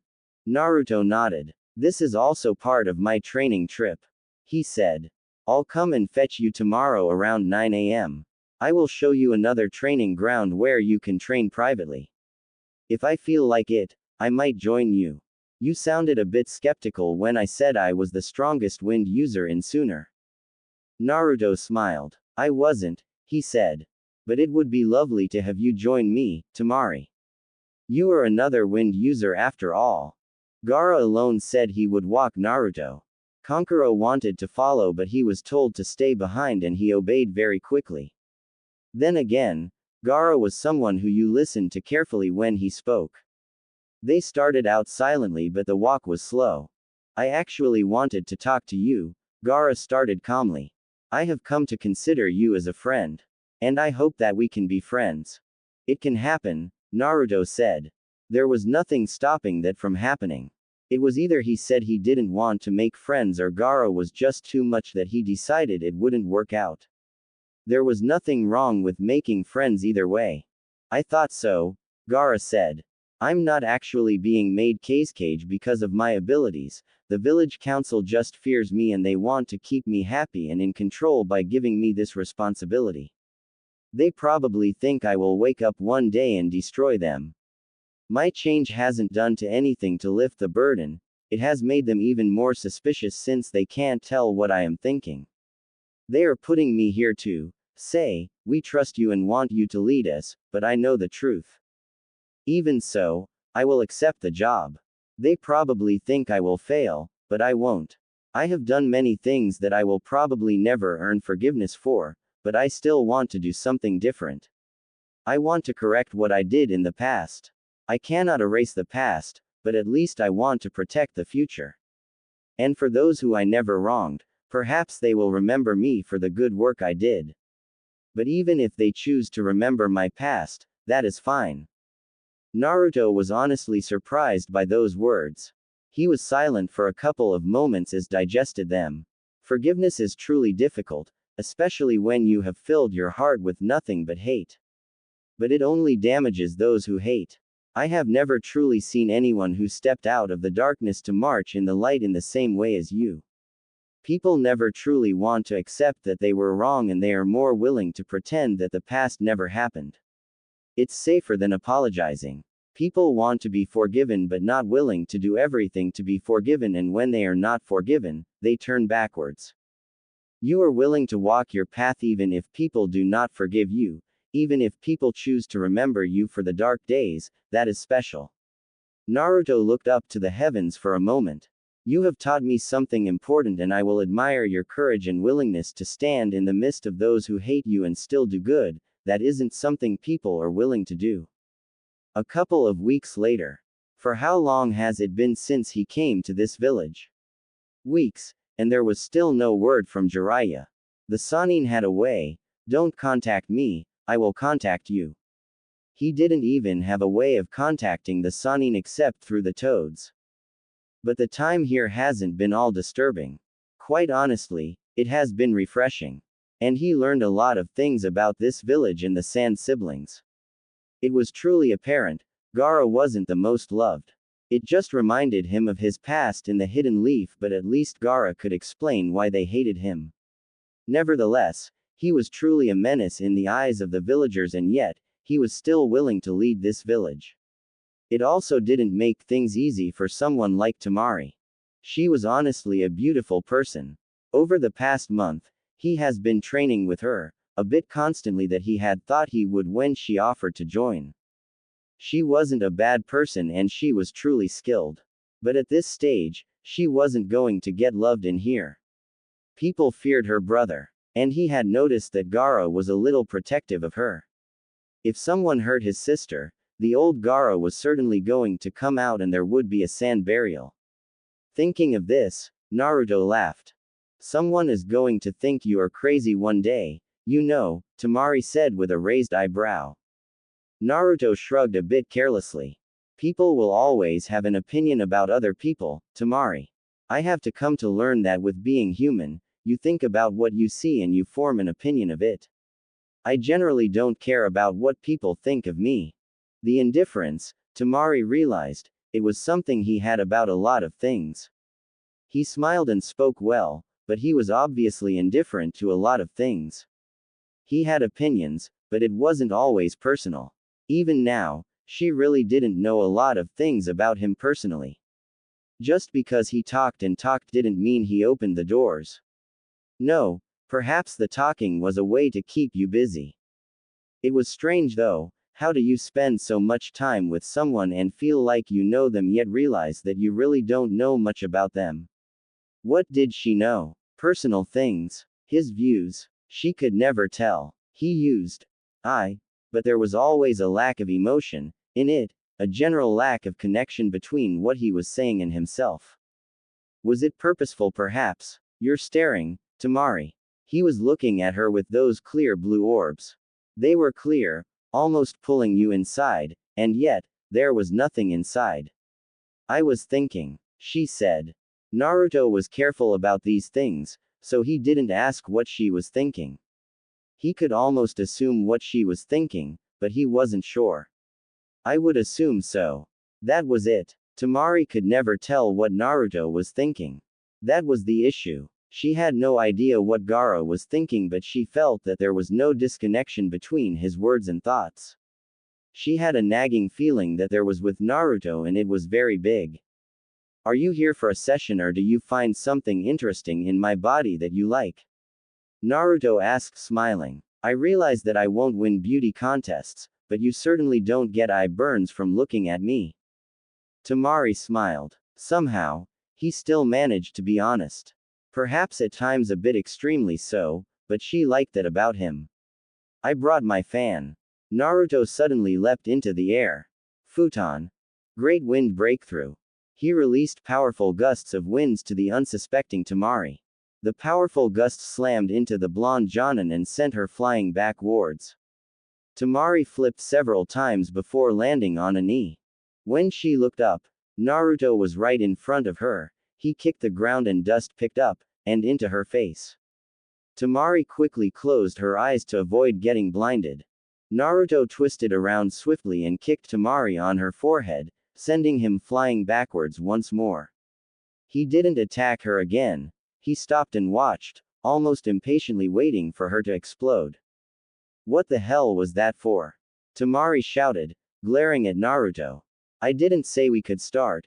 You just went on to attack me like that. What if someone thought you were really attacking me? Naruto shrugged a bit carelessly, almost on purpose. I was really attacking you, he responded. Tamari responded, opening her fan. She swung it a bit violently. The fan released multiple blades of wind that sped towards Naruto. He knew they could chop down a tree, the blades. It was that dangerous, and yet, Tamari released such a jutsu. She was mad at him for his careless response and was enticing a response from him. Well, she was asking for it. He did hand seals. Violent sand storm. It was like a blow of wind. Sand picked up, twisting violently and in great speed. The jutsu didn't travel much. It was short range and could be used for defensive purposes, but the speed of the sand within the storm could blast through human flesh. The jutsu blocked Tamari's before dying down slowly. Tamari flashed behind Naruto, some distance back. She attempted to swing her fan, but Naruto suddenly appeared in front of her. He stopped her from swinging her fan by grabbing it forcefully and then pushed her back. Tamari quickly recovered her balance and stood still. You should really work on your short-range skills. I dislike depending on one thing because the moment you lose it, you're out of your comfort zone. Jiraiya taught me kenjutsu, but you'll never see me carrying a sword. However, when the situation comes, I am able to handle it. Tamari was a bit annoyed by that lecture. If you want to see my taijutsu skills, we can have a go. Naruto shook his head, smiling. I've seen it, and I don't want to get hit by your fan again, he said.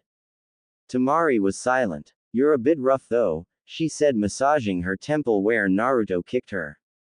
He wasn't very merciful. There were those who said they couldn't hit a woman, Naruto could hit. And he did as hard as he could. Perhaps that was the good thing about him. He didn't take it easy on her. He fought seriously. Gentleness is when we are in the bed, Tamari, well, unless you like it rough. Bam! The fan landed on his left shoulder. A flustered Tamari was glaring at him, trying to fight off the image Naruto had just painted on her head. It could be that he was a pervert. But he really did like teasing her. Was it because she was innocent? I'm going to shove this fan down your throat if you keep saying things like that. While massaging his shoulder, Naruto still laughed. Don't be like that, Tamari. You are not a child anymore. And I am helping you get used to such talk. You are already at that age. Naruto didn't mistake that Tamari was older than both Gaara and Kankuro. And of course him. How can you be comfortable saying things like that? You get used to it, Naruto said. My sensei is a man who proudly claims he is a super pervert. If you spend time with him, you'll pick up things. There were days I used to receive nosebleeds seeing him with women, but I am used to it. And I hang around that ground as well. They say things a bit for graphically while touching you. Tamari had to mentally slap herself from imaging Naruto with a woman, touching him while whispering things to his ears. That happens in the bars. I know you go there. Naruto shrugged. I don't go there to meet people or do anything. Why do you go there? Naruto was silent for a couple of moments. He was thinking if he should answer or not. In the end, he responded. Observation, maybe drunk people amuse me and I go there for the show they put out. Aside from madness, what would you observe? That madness, Naruto said. Madness aside, you see many people in bars, happy, sad, miserable, lost. People go there for different reasons. Some are running away from their problems, some are busy making deals, some are exchanging information, and some are with the wrong crowd. You see many things in a bar full of people. Why would you want to observe such things, if you are not going to do anything about it? Naruto shrugged. Who knows, maybe it helps me understand people better. Maybe I don't even go there for that only but just want to get drunk and forget about the troubles of being a shinobi. He shook his head. If you want to see Gaara liven up a bit, take him there and get him drunk. Tamari tried to think about it, but she couldn't even form an image because she could never imagine her brother getting drunk. Would he even agree to go to a bar and drinking? No, he would not. If he does, it was just 1 cup, and he'd nurse it for 7 days. I don't think that will happen, Tamari said. Are you done for the day? Naruto nodded. I have always been curious, Tamari started slowly. You are always in your hotel room from noon till late, what do you do alone? Naruto looked up into the sky for a moment before looking straight at Tamari. In my first year at the academy, I had no friends, no one. The kids avoided me, and their parents openly told them not to play with me. During lunch breaks I sat alone, being ignored. In the streets, people looked at with contempt, so after classes, I would immediately go back to my apartment and sit there. What would be the purpose of going out if people didn't want me in the streets? Naruto asked before shaking his head. Perhaps these days I do it out of habit more than anything. That was perhaps the first time he said something about himself without looking indifferent, without shrugging. She felt. Those were his thoughts, his experience, that was the question he had asked himself back then. Tamari felt sad. Yet, she felt there was something she was missing. Tamari felt sad, realizing just how miserable life had been for him. What were you thinking about while alone? Naruto merely smiled. Tamari realized. She wasn't going to get a response. You ever thought of breaking that habit? I hold things of the past too closely, just can't seem to let go easily, Naruto said. There was the indifference, yet this time, Tamari didn't feel annoyed by it. It isn't that much of a habit, is it? Perhaps not, Naruto responded calmly. A couple of minutes later. When Naruto arrived at the hotel, he found a message waiting by the window. Jiraiya, he thought. He opened it. Tanzaku guy in 7 days. He could do that, but he had to leave as early as tomorrow. He wanted to travel slowly by the fire country. He could speed through the river country and rest once he crosses the border. Hidden Leaf. Danzo, we have to do something about the Kyuubi's Jinchuriki, Kaharu said to the War Hawk. It has been more than 2 years and he isn't coming back, Tsunade isn't even saying on the matter. Danzo didn't react visibly to this. This was a troublesome issue, yet nothing new. But with Tsunade present, he couldn't get close to Naruto. Well, with the blonde outside of Konoha, he could make his move. Jiraiya wasn't always with the Jinchuriki. The Sandaime had stonewalled all attempts to get close. He had blocked him and threatened him. His former teammate was willing to turn a blind eye on most things, but when it came to Naruto, he had been immovable like a mountain. There had been no forgiveness. Even Kaharu had been told that she wasn't to bring out Naruto when they talked unless she was asking his health or how he was doing in class. If she persisted, she would be sacked as an advisor. He is a flight risk and we cannot afford to lose the Kyuubi. We have already lost the Sharingan. We can't afford this loss. Danzo didn't generally care for the boy, he cared for the Kyuubi. He is currently in Sunagaku training there. Suna, have they selected a cage, yet? No, he said. If I had my way, we would have just taken control over it. There wouldn't be a need for a cage, but Tsunade has been unwilling. Well, for someone who has fought in wars, Tsunade can be quite naive at times, Kaharu said. What are we going to do about the Kyuubi's Jinchuriki? I have a plan, Danzo said.